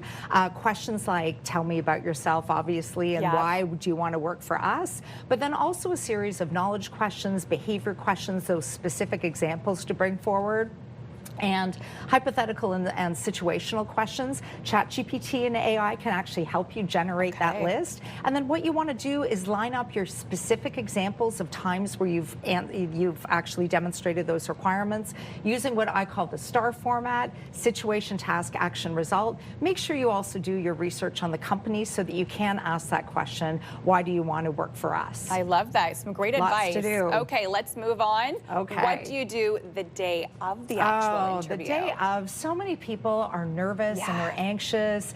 So the first thing I say is just breathe. Do something on the day of that actually gives you some kind of relaxation. Show up early for the interview, whether it's virtual or in person. Make sure that your tech is ready to go, obviously, if it is a virtual interview. And make sure that you take a look at all of those examples, refresh your memory about the job posting, about all of your examples. And then just be prepared to talk about all those things. So many things that you can do, obviously, on the day of. Perfect. And last but not least, let's just talk about what we do after the interview. Yes, after the interview, you want to make sure that you send a thank you. So this is a great time to be able to share with the interviewer something that maybe they shared with you that was really of interest to you. You want to be able to say thank you, connect with them on LinkedIn. And this is a chance, too, to do a bit of a self-assessment. So you can look at what really worked well in the interview, what would you do differently the next time, if there's any red flags that came up in the interview, this is really important, and think about all those questions that you might still need to ask them. At the end of the interview, it's obviously a good time to be able to assess the company as much as you're assessing them, so even making some notes about those extra questions you might want to ask them if you move on to the next level. And really quickly, Michelle, what's your website so people can get more information? Absolutely. Some great advice today. People can find me at mschaefercoaching.ca. There's lots of information there, and I also have a book, Cultivating Career Growth, Navigating Transitions with Purpose. People can find it at the Pinecrest at Indigo, Indigo at Pinecrest, as well as the Carlingwood Coles. Amazing. Thank you again for joining us today. Thank you. Will?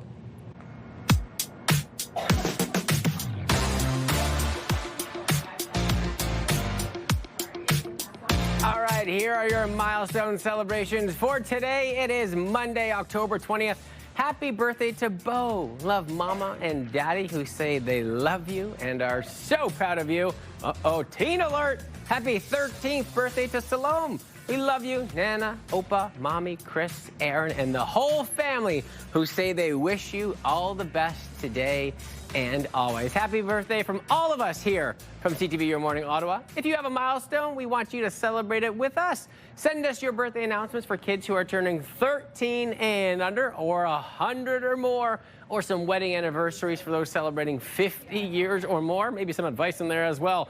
All you have to do, email us your Morning Ottawa milestones at ctv.ca, and we will be sure to get that announcement on air. Taking a peek outside, ooh, it's feeling a little moody, a little spooky out there, as we're only a few days away from Halloween. Spooky indeed. Still a chance for some showers too. Do not leave home without your umbrella. Stay with us, everybody. We are cruising up to 8 a.m. on your Monday.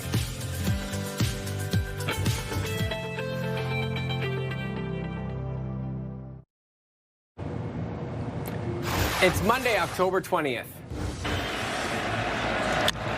Looks one in the air, right center field. It is gone. A beautiful sound. The Toronto Blue Jays force a Game 7 as they defeat the Seattle Mariners in Game 6 at the Rogers Centre.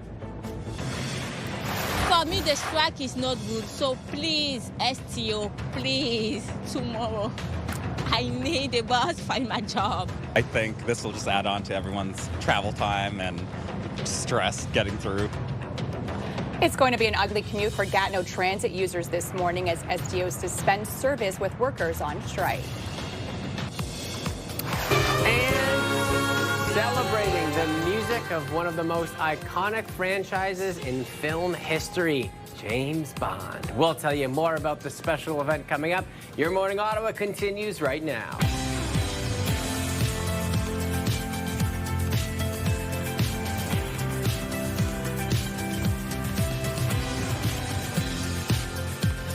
Good morning, everybody. Happy Monday. I'm Will Aiello. And I'm Melissa Lamb. And we've been a little bit spoiled with the conditions, especially over the past weekend or so. We are starting with a little bit of rainfall as we start today, but it might get a little better as we get to the weekend. That's right. Should we get to see some sunshine at least? Well, we do have some good news in our news stories. Let's get to that right away. There is a global outage this morning for sites and apps running on Amazon's cloud service.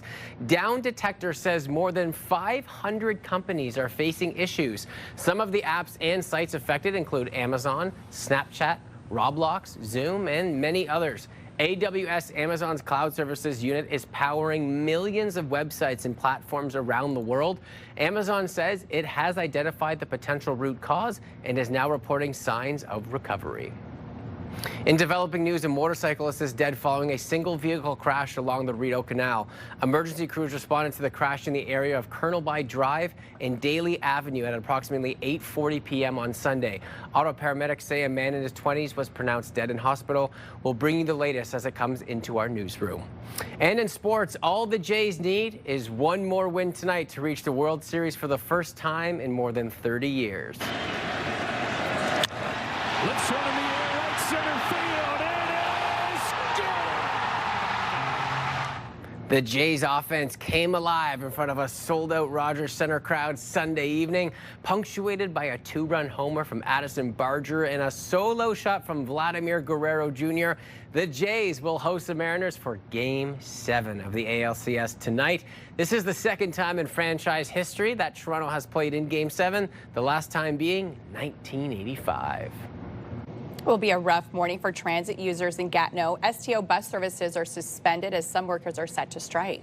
For me, the strike is not good. So please, STO, please, tomorrow. I need a bus to find my job. I think this will just add on to everyone's travel time and stress getting through. The STO and union representing bus supervisors have yet to reach a deal. STO is offering the union a chance to go into arbitration to avoid a strike. By late last night, officials said talks continued but confirmed the complete suspension of bus services starting today. The union represents more than 50 supervisors. The major sticking point in negotiations is job security and wages. Taxpayers will find out this morning how much a new event centre and Northside stands at TD Place will cost as Ottawa City Council sit for the final debate on the Lansdowne 2.0 redevelopment plan. The Lansdowne 2.0 project includes a new event centre to replace the existing arena at TD Place and tearing down the Northside stands at Lansdowne to build a new Northside seating area. The part of the plan, 2 new residential towers would also be built next to the Northside stands at TD Place. Last year, Council voted 19-6 in favour of moving forward with the procurement delivery model for the Lansdowne 2.0 project. Mayor Mark Sutcliffe will provide an update at 11 a.m. The world's most visited museum, the Louvre in Paris, is closed following a brazen 7-minute heist on Sunday. Officials say the robbery only took a few minutes, with the thieves using a basket lift to enter the Louvre. They opened a window, smashed display cases, and made off with a number of jewels. The thieves reportedly took 9 pieces from the jewelry collection of Napoleon. Another stolen jewel was later recovered just outside the museum. Prime Minister Mark Carney will be setting off on a trip to Asia this week to deepen trade and defense relationships in the region. Carney will meet with his Malaysian counterpart to discuss trade during the 9-day trip. He'll also visit Singapore as well as South Korea. That's where he'll end the tour by attending the Summit of Asia-Pacific Economic Leaders. Carney will wrap up the overseas visit November 1st. And there's nothing stranger than going into the Upside Down. Tell us what line of dialogue lives in your head rent-free. I know. She's my friend and she's crazy. She's our friend and she's crazy! The Stranger Things series is coming to a close in the next 2 months. The entire main cast sat down with time to reflect on nearly a decade of the hit show. 4 episodes will be released starting November 26th for the 5th and the final season. I cannot believe that it's been that long already since that show started. And it's wild because you've really seen them grow up. They were so young when this series started, and you could see they're like young adults. And I remember Millie Bobby as 11 stated one point, because people were like getting mad that they had grown up. They're like, oh, you don't look like you used to. Well, yeah, like I was a kid and now I'm going through. I was a teenager and I'm in my 20s. To becoming a teenager. So they're going to change. And I mean, 10 years at that time too. They all look very different. Yeah, she's like married now. She's a mom. Yeah. So, you know, a lot of life happens in 10 years. Most certainly does. A lot of milestones. 15 degrees is where we're sitting this morning, so it is a mild start to your day. It is wet out there, though. We've seen the rain kind of off and on throughout the morning hours. 16 currently in Cornwall, so this is what we will see today. Rain this morning into your afternoon. We could see about 5 to 10 millimeters in total, and temps will actually drop later on this afternoon and hover around 13 degrees throughout the late morning and then 11 into your afternoon. So a bit of a cooler day for us, but still above seasonal into your day ahead. Over the next 5 days, pardon me, we are expecting sunshine into tomorrow. 15 is the high, then wet as we head into the middle of the work week. Here's a live look at your time saver traffic, and we have a collision on the westbound 417 at Hunt Club. That is causing some delays in the area. We also have traffic lights that are out at Fallowfield and Greenbank. As always, drivers should treat the intersection as a 4-way stop. Take a look at your highways now. Eastbound on the 417 is seeing some buildup starting at the 416 split until about Bronson. And the Kitchissippi Parkway is moving slow. Carling actually moving well at this time. Then as we head west on the Queensway, we are seeing some slowdowns beginning at Hunt Club until Parkdale. Westbound on the 174 is moving slow between 10th Line and Montreal Road. And McDonald-Cartier Bridge on Island Park is also moving slow coming in from Gatineau. Well, our next segment on Your Morning Ottawa comes shaken, not stirred. We are celebrating the music of an iconic film franchise. More details when we return. Not bad? 3 out of 10? 7? Yeah, we'll see. Here's a live look through our Centennial Glass Sky Cam. It is a moody, wet start towards your Monday. Stay with us, everybody. It is 8:10. We will be right back.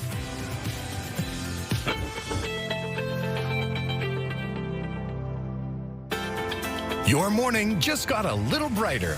Start your day with CTV Your Morning, and you could win $20,000. For your chance to win, watch CTV Your Morning Ottawa, weekday mornings 6 to 9.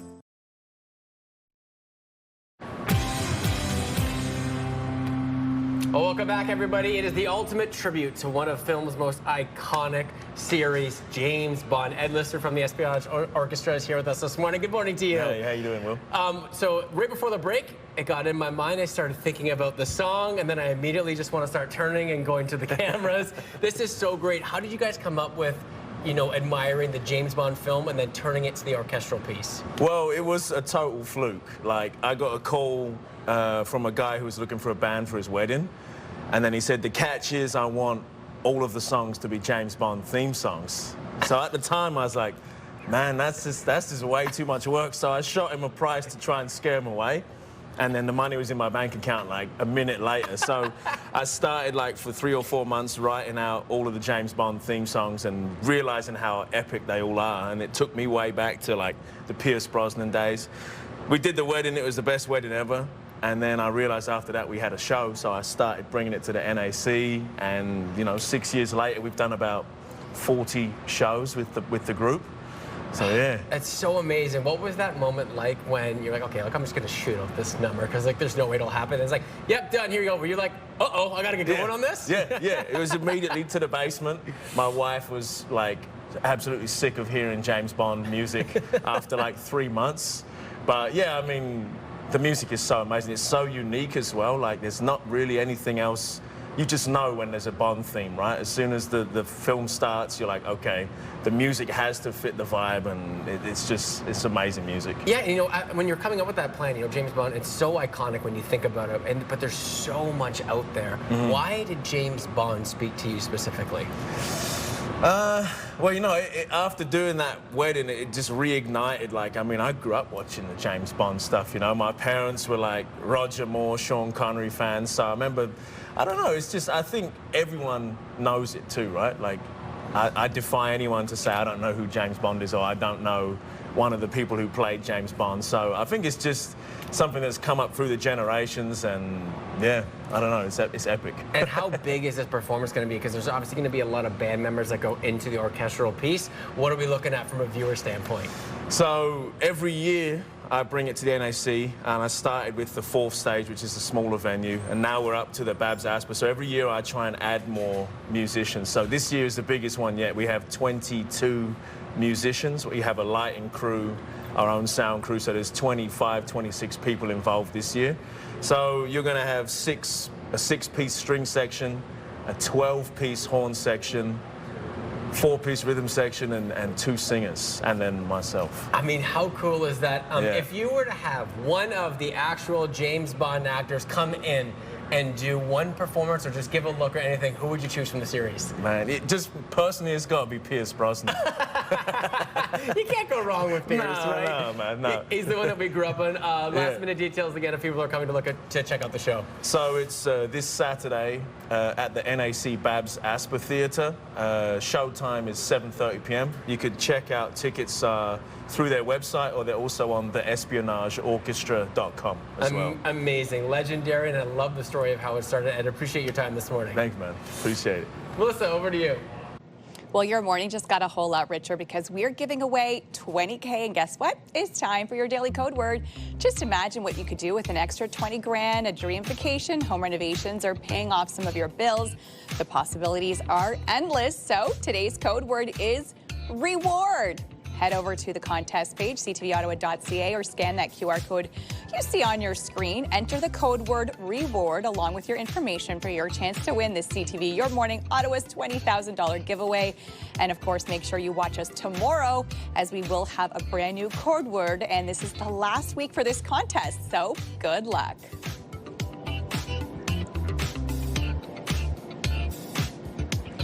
Here's a live look through our Skycam this morning, and of course, it's a bit of a gray, wet start to your day. Temperatures hovering around 14 degrees with 5 to 10 millimeters of rain on the way.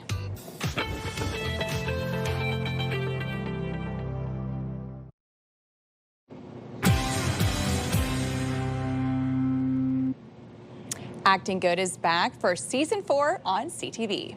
Stu, professional Lou Diamond Phillips impersonator, Diamond Inc. Yeah, I do all the Diamonds. Lou, Neil, Dustin, Mike from the Beastie Boys. Nobody does diamonds like Diamond Inc.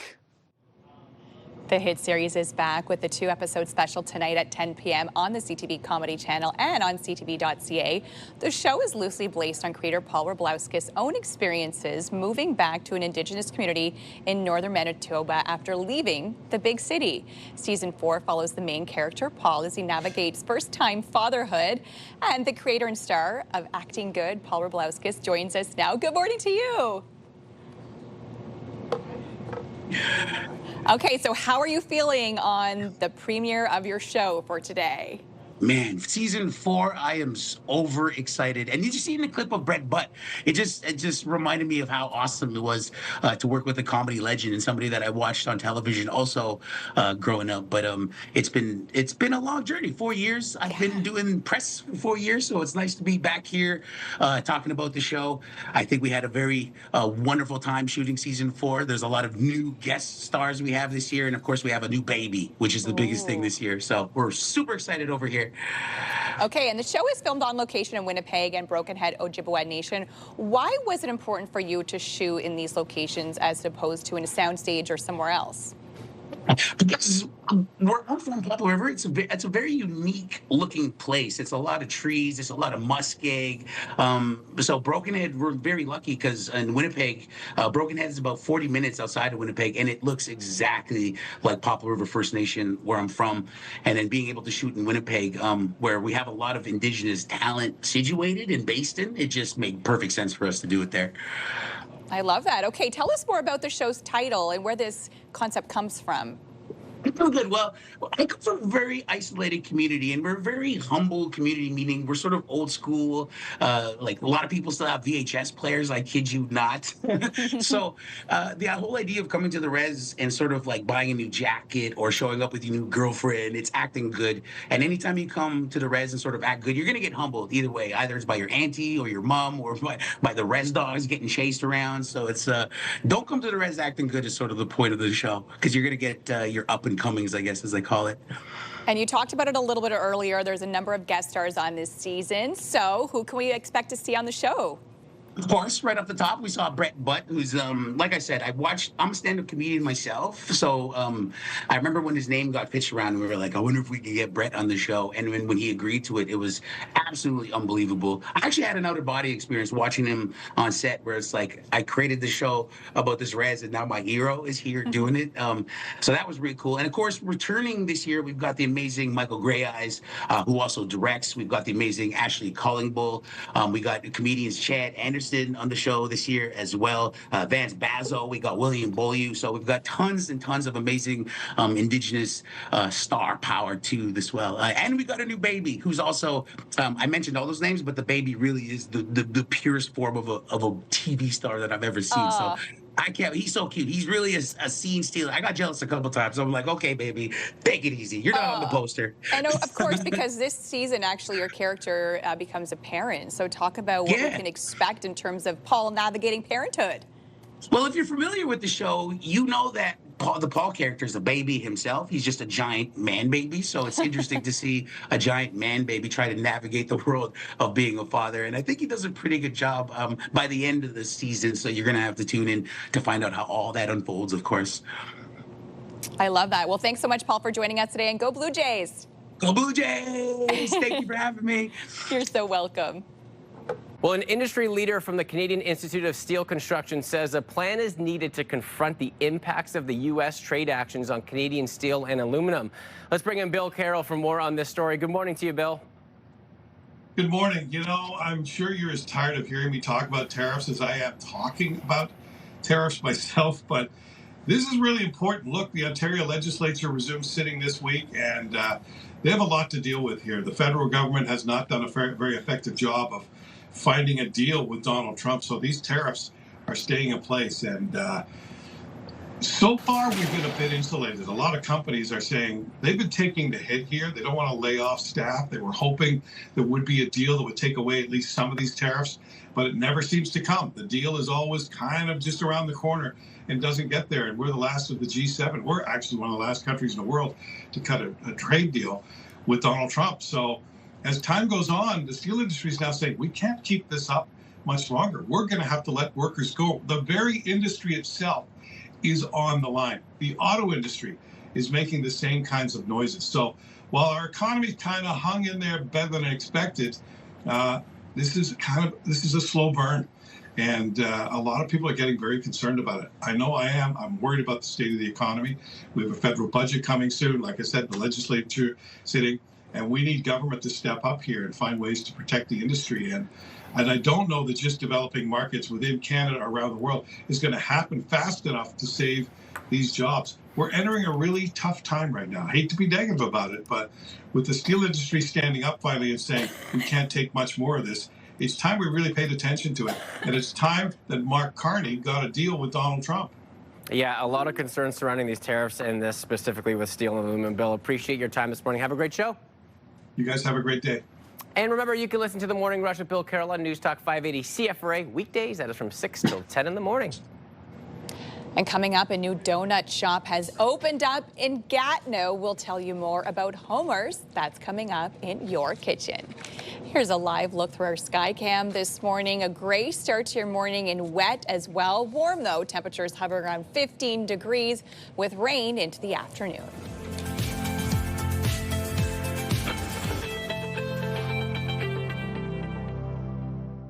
CTV Ottawa is your home for local news. Katie Griffin, CTV News in the Byward Market. Centertown. Canada. Stittsville. Bringing you local stories that matter the most to you. Kimberly Fowler in Westboro. Orleans. Barhaven. From every corner of the community. In the Glebe. Manotick. Merrickville. Brockville. From the team you trust, we are CTV News Ottawa. Live, local, breaking news. CTV News Ottawa. The National Capital Region is jam-packed with incredible experiences you don't want to miss. Hey, I'm Tanea Taylor, your iHeartRadio Weekender, powered by Barhaven Ford. Get the inside scoop on all the biggest and best events every Thursday, Friday, and Saturday on CTV, Move 100, Pure Country 94, TSN 1200, and News Talk 580 CFRA. iHeartRadio Weekenders is powered by Barhaven Ford, Ottawa's newest and largest Ford dealership, and Ontario's #1 Ford EV dealer.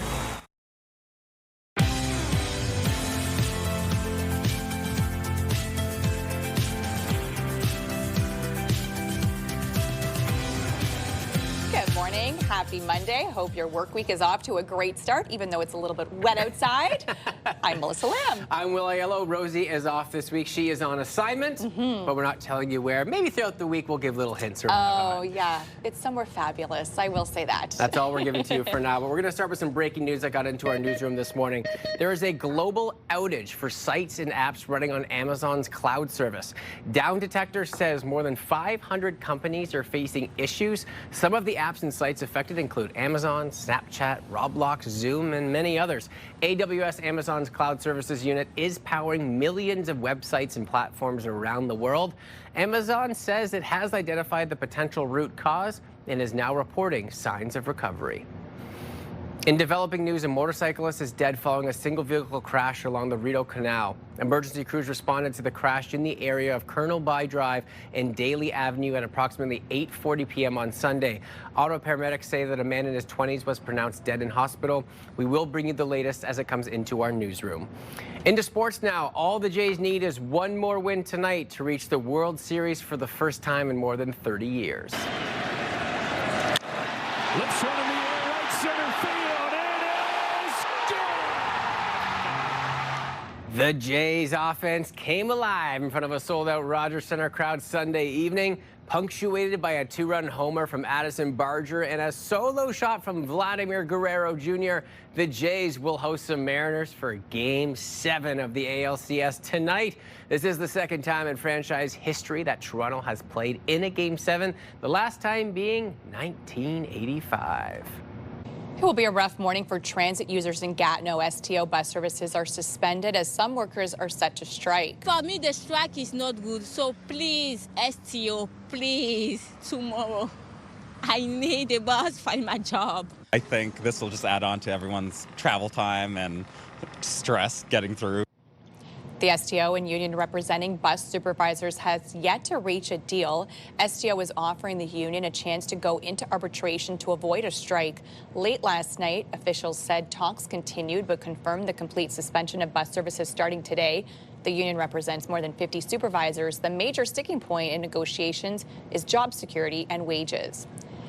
And taxpayers will find out this morning how much a new event centre in Northside Stands at TD Place will cost as Ottawa City Council sit for the final debate on the Lansdowne 2.0 redevelopment plan.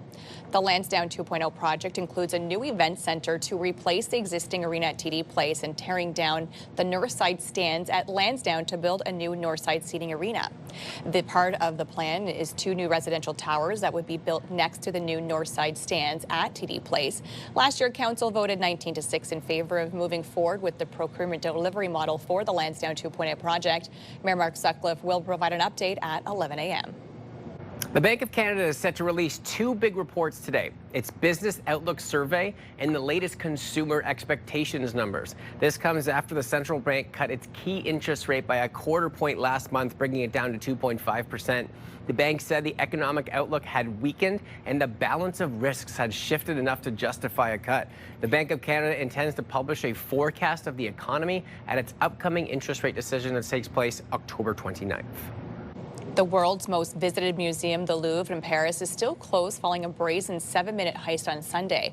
Officials say the robbery only took a few minutes, with the thieves using a basket lift to enter the Louvre.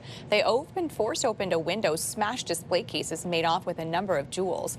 The thieves reportedly took 9 pieces of jewelry collection from Napoleon. Another stolen jewel was later recovered outside of the museum. The fragile ceasefire between Israel and Hamas may be buckling following a wave of Israeli attacks on Sunday. Israel's military confirming it struck dozens of targets yesterday across Gaza. The strikes were said to be in retaliation for alleged attacks by Hamas in Rafah that killed Israeli soldiers. Both sides now accusing each other of ceasefire violations.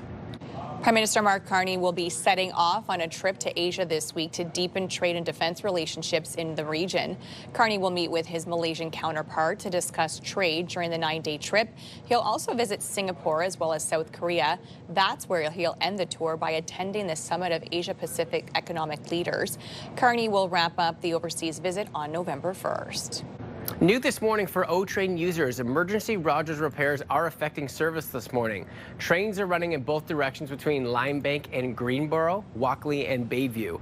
The R2 bus service is running between South Keys and Carleton, and Line 4 to the airport is also suspended this morning.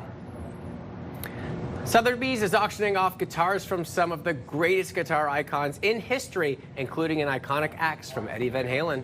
He ended up gifting the guitar to his guitar tech, Rudy Lyren, and after many years, he actually sold the guitar to Mick Mars, the guitar player from Motley Crue. Specifically, it's the well-loved red and white striped electric guitar, and it's expected to sell for millions. It was built to Eddie's exact specifications and is based on his original Frankenstein guitar made in 1975. He played this one extensively during tours in 1982 and 83. The auction ends on October 24th. Wow. So cool. Okay, that's going to be a heavy price tag. And I know you love music, so something like this to you must just be so fascinating. Yeah, definitely. Something like that where you can like have an iconic piece like that in your home. And you know what I like too is if you were to purchase something like that, I wouldn't just have it like up on the wall. I would be playing that bad boy. Oh yeah, you'd be stringing those strings, I guess. You're stringing the strings, tickling the ivories on the piano, whatever it would be. That would not be something that would just hang up. It would get It full wouldn't use. be a display piece. It would be part of your lifestyle. It would have to be. I love that. Well, today our forecast calls for some indoor activities, maybe a little bit of outdoor activities this afternoon, but it is a little bit wet for us in the forecast for today. Today's high 50, we're sitting there earlier this morning. It will actually drop and be cooler into the afternoon. Average for this time of the year is around 12 degrees. So it is wet. We start seeing some rain early this morning. We will continue to see rain off and on throughout the day ahead. Heavy at times as well. You can see the dark green bands on your screen. That's when we will see rain a little bit heavier, and we could see upwards of 5 to 10 millimeters. Not a complete wash. We will see breaks from the rain, but unfortunately today will be gray. Not a lot of sunshine in the forecast for us. Tomorrow's when we will see the sun. Enjoy it, because then we do have a couple of wet days shortly after. Temperatures today hovering around 13 degrees throughout late in the morning and 11 this afternoon. afternoon. So we're going to continuously drop temperatures into your day ahead. So we've already surpassed the warmest part of our morning, which was earlier this morning at 15 degrees. Now we're hovering around 14. We are expecting 7 is the overnight low tonight, and that rain will clear up around midnight tonight. So into the day tomorrow, the sunshine is back. We have a gorgeous fall day with a high of 15, so a little bit above the norm. As we head into Wednesday, Thursday, Friday, chance of scattered showers each and every day. A little bit more wet for Wednesday, Thursday, and Friday. Just a slim chance of these scattered showers. Still some sunny breaks.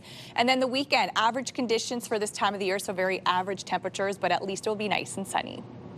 Weather brought to you by Yegendorf Rashid. Experience, knowledge, and a commitment to excellence. And there is a collision westbound on the 417 at Hun Club that is causing delays in that area. Traffic lights are also out at Fallowfield and Greenbank, and as drivers should also treat that intersection as a four-way stop. Highways eastbound 417 seeing buildup starting at the 416 split until Bronson, and the Kitchie-Zibi-Meakin Parkway is moving slow this morning. Heading west on the Queensway, we're also seeing additional slowdowns beginning at Hun Club until Parkdale. Westbound on the 174 is moving slowly between 10th Line Road and Montreal Road, and the McDonald-Cartier Bridge and Island Park are also moving slow coming in from Gatineau. Other bridges are moving fairly well this morning.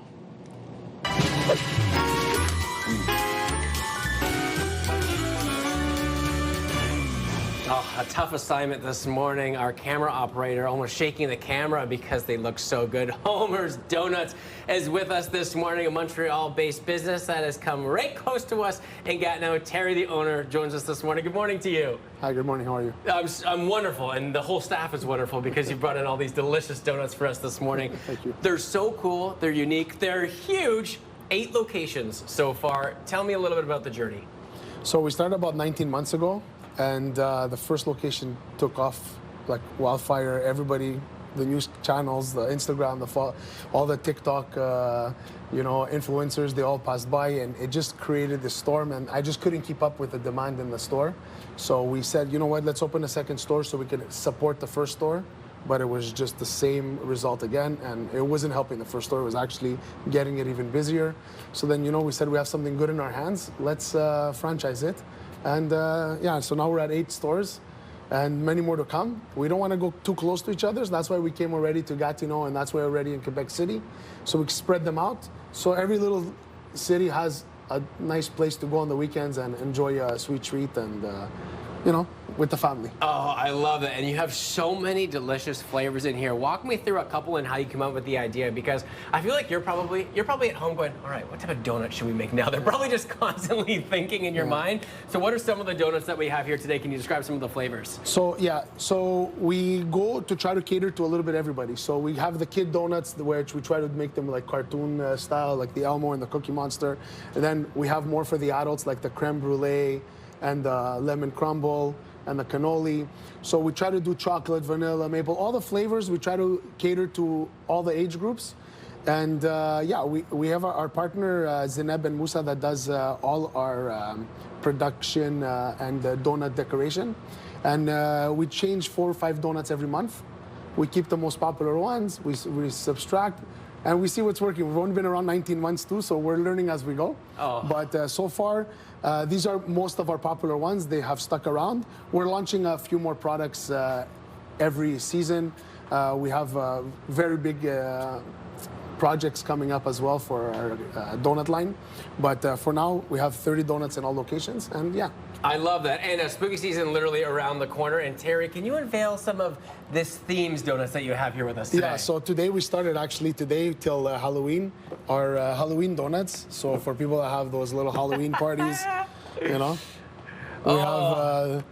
the worms cutting out of the dirt, let's say, the bat, the ghost face, Frankenstein, and a little orange fancy Halloween one. I love that. So fun too, right? Something for everyone. Okay, I have 2 questions. The first one, our cameraman, Adam, can you please direct the camera towards the donut that is your favorite, just from a viewpoint? We're going to scanning. Is he going with the kids' donut? He's going with the kids' one. All right, Terry, what's one of your top ones that you like here? You know what? Me, I'm a maple bacon type of guy. Maple bacon. Okay, so if you were to choose any of these donuts for me to try, you want me to try the maple bacon, or do you want me to Listen, the maple bacon's either you love it or you hate it. There's no in between, but our most popular one is the Dubai, or if you want, the famous pink sprinkle. Oh my goodness, I feel like I gotta go with the famous pink sprinkle, right? Just to give it a little taste here. Oh, let's just get this guy going here. As I bite into this delicious donut, where can people find you now that you're a little bit closer to us here? So we have signed 2 stores in the Ottawa area, but for the time being, the closest store to you guys is at 73 de la Gap in Gatineau, your neighboring borough. So, but we are looking at a store in Canada and another one in Orleans. Amazing. Well, Tara, congratulations on 8 locations and probably just more coming in the coming months. It's so fun. These are awesome. Really appreciate you taking the time this morning. Thank you so much. And the staff is very appreciative of you this morning for having the donuts. Thank you guys for having me. Oh, if you have a great idea and you want to come join us in the Delorier Your Morning Kitchen, let us know. Your Morning Ottawa at ctv.ca, and we would love to have you swing on by. Taking a peek outside through our Centennial Glass Skycam, it's a perfect day to load up on 24 donuts and watch those horror flicks catch up. You might feel just perfect on this moody day today. Stay with us, everybody. We'll be right back.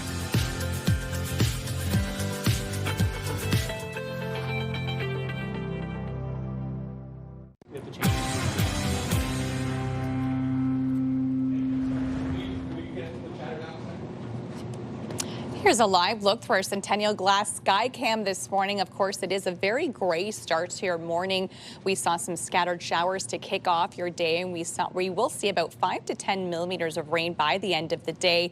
Temperatures this morning were sitting at 15 degrees. However, we will drop into the afternoon, and it will be a little bit cooler throughout the day ahead. Now, here's your TSN must-see moment. Hi, everyone. Welcome inside the Sports Center Newsroom. I'm Mark Rowe with your must-see moment from Sunday. We go to Denver with the Broncos taking on the Giants. Denver down 19-0 when Bo Nix's pass bounces off Cortland Sutton. And check out the catch by Troy Franklin. Wild tip drill. It's a touchdown by the Broncos as Franklin comes up with a crazy catch that started a wild comeback win for Denver as Franklin provides your must-see moment. And tonight on TSN, we have a Monday Night Football doubleheader for you. First up is the Buccaneers and Lions. That's followed by the Texans and Seahawks. It all gets underway at 7 Eastern, 4 Pacific. That's all from the Sports Center Newsroom. Have a great day.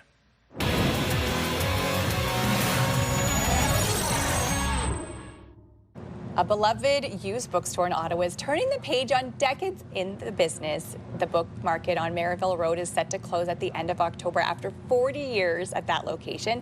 And owner and founder Diane Savoy is joining us this morning to talk about this bittersweet decision. Good morning to you. Good morning. So lovely to have you on the show for today. Tell us a little bit about the history of the book market, because you've actually been in business for 50 years. Yes. It started actually in Montreal. Okay. And it was quite by accident that we ended up being in used books.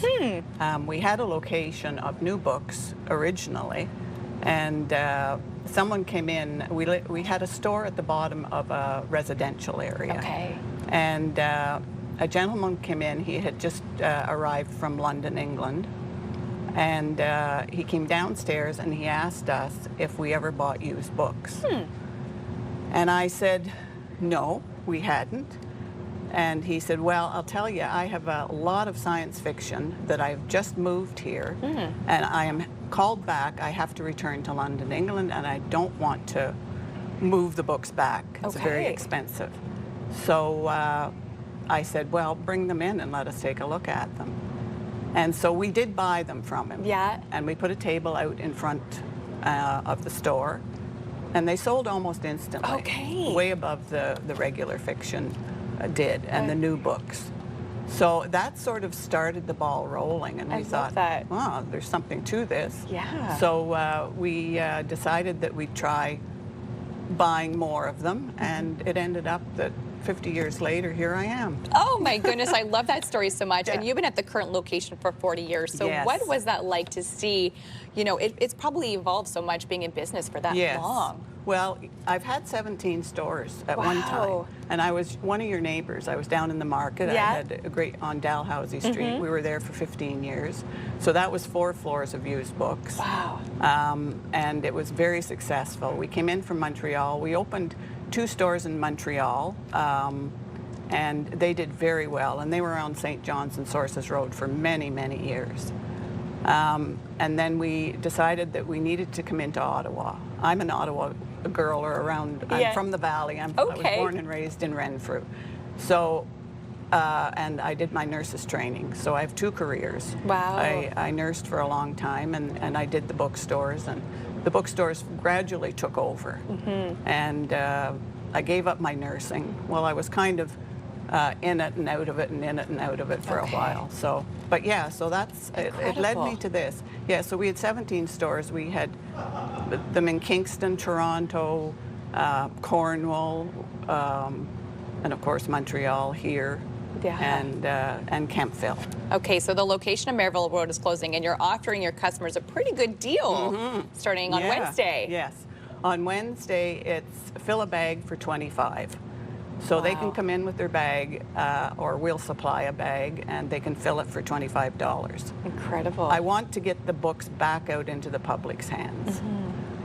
Regardless of the fact that we have a store on Merivale or in Kemptville, it's full right now too. Okay. So, so this is what we're planning on doing, and the public has been so supportive, and we've had such a response. Okay. I mean, a lot of sadness because we've educated students and we've hired students, and you know, I had one pop in the other day crying because she had worked for me for so many years, and she was going to school, and I bet. she said we had such a wonderful time there. So yeah, so it's bittersweet. Yeah, absolutely. But, emotional journey for sure. My age is making me close more than anything. Yeah, you will have one location still open that is run by your granddaughter. That's right, my granddaughter Alexis, and she's wonderful, and she knows books. She's an incredible girl. I love She's that. a writer herself. Amazing. Yes, and she's got a book that's about to come out. Well, we hope it'll be out within the next year. Amazing. So, yeah, so she's an amazing girl. I So, love that. Well, we're yeah. glad that the one location will still stay in the family, and thank you so much for coming to join us today. Thank you. And remember, this Wednesday, fill a bag for $25. There's some great books, including your all-time favorite. If you want more information, you can head to the book market to get all the details. Here's a live look through our Skycam on George Street this morning. You can see the wet pavement. It is a gray, wet day to start off your Monday morning.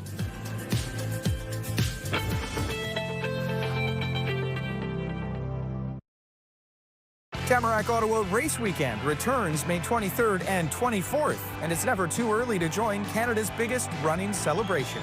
From the full and the half marathons to the 10K, the 5K, and the 2K, there's a distance for everyone. Register early to save on fees, jumpstart your training, and get ahead on fundraising in the Desjardins Charity Challenge. Join thousands at the start line and be a part of something amazing. Visit runottawa.ca for more information.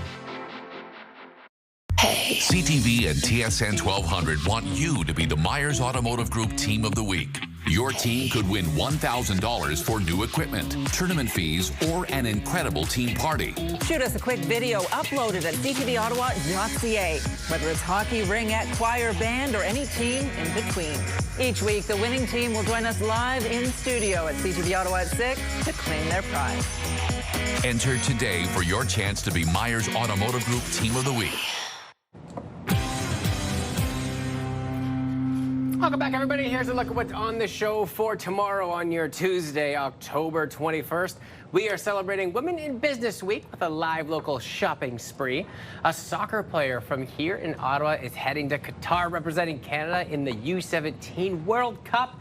And nothing says spooky season like a creepy magic show. Ooh. We'll tell you about that one, and you can check it out in Merrickville. Something for me, and then I'll just tell you about it. That's right. Very exciting. And Rosie will be on assignment all week long, but she's up to something very exciting that we can't wait to share with all of you. Yes, that'll be really good. And it's something that I think many people will be very excited to see once we do the big unveil. Absolutely. Well, that's it from us here at CTV Your Morning Ottawa. And stay dry today because it's a wet day ahead. We're expecting that rain off and on throughout the afternoon. Up to 10 millimeters, and temps will drop later on this afternoon as well. So we're already at our warmest part early this morning. Oh.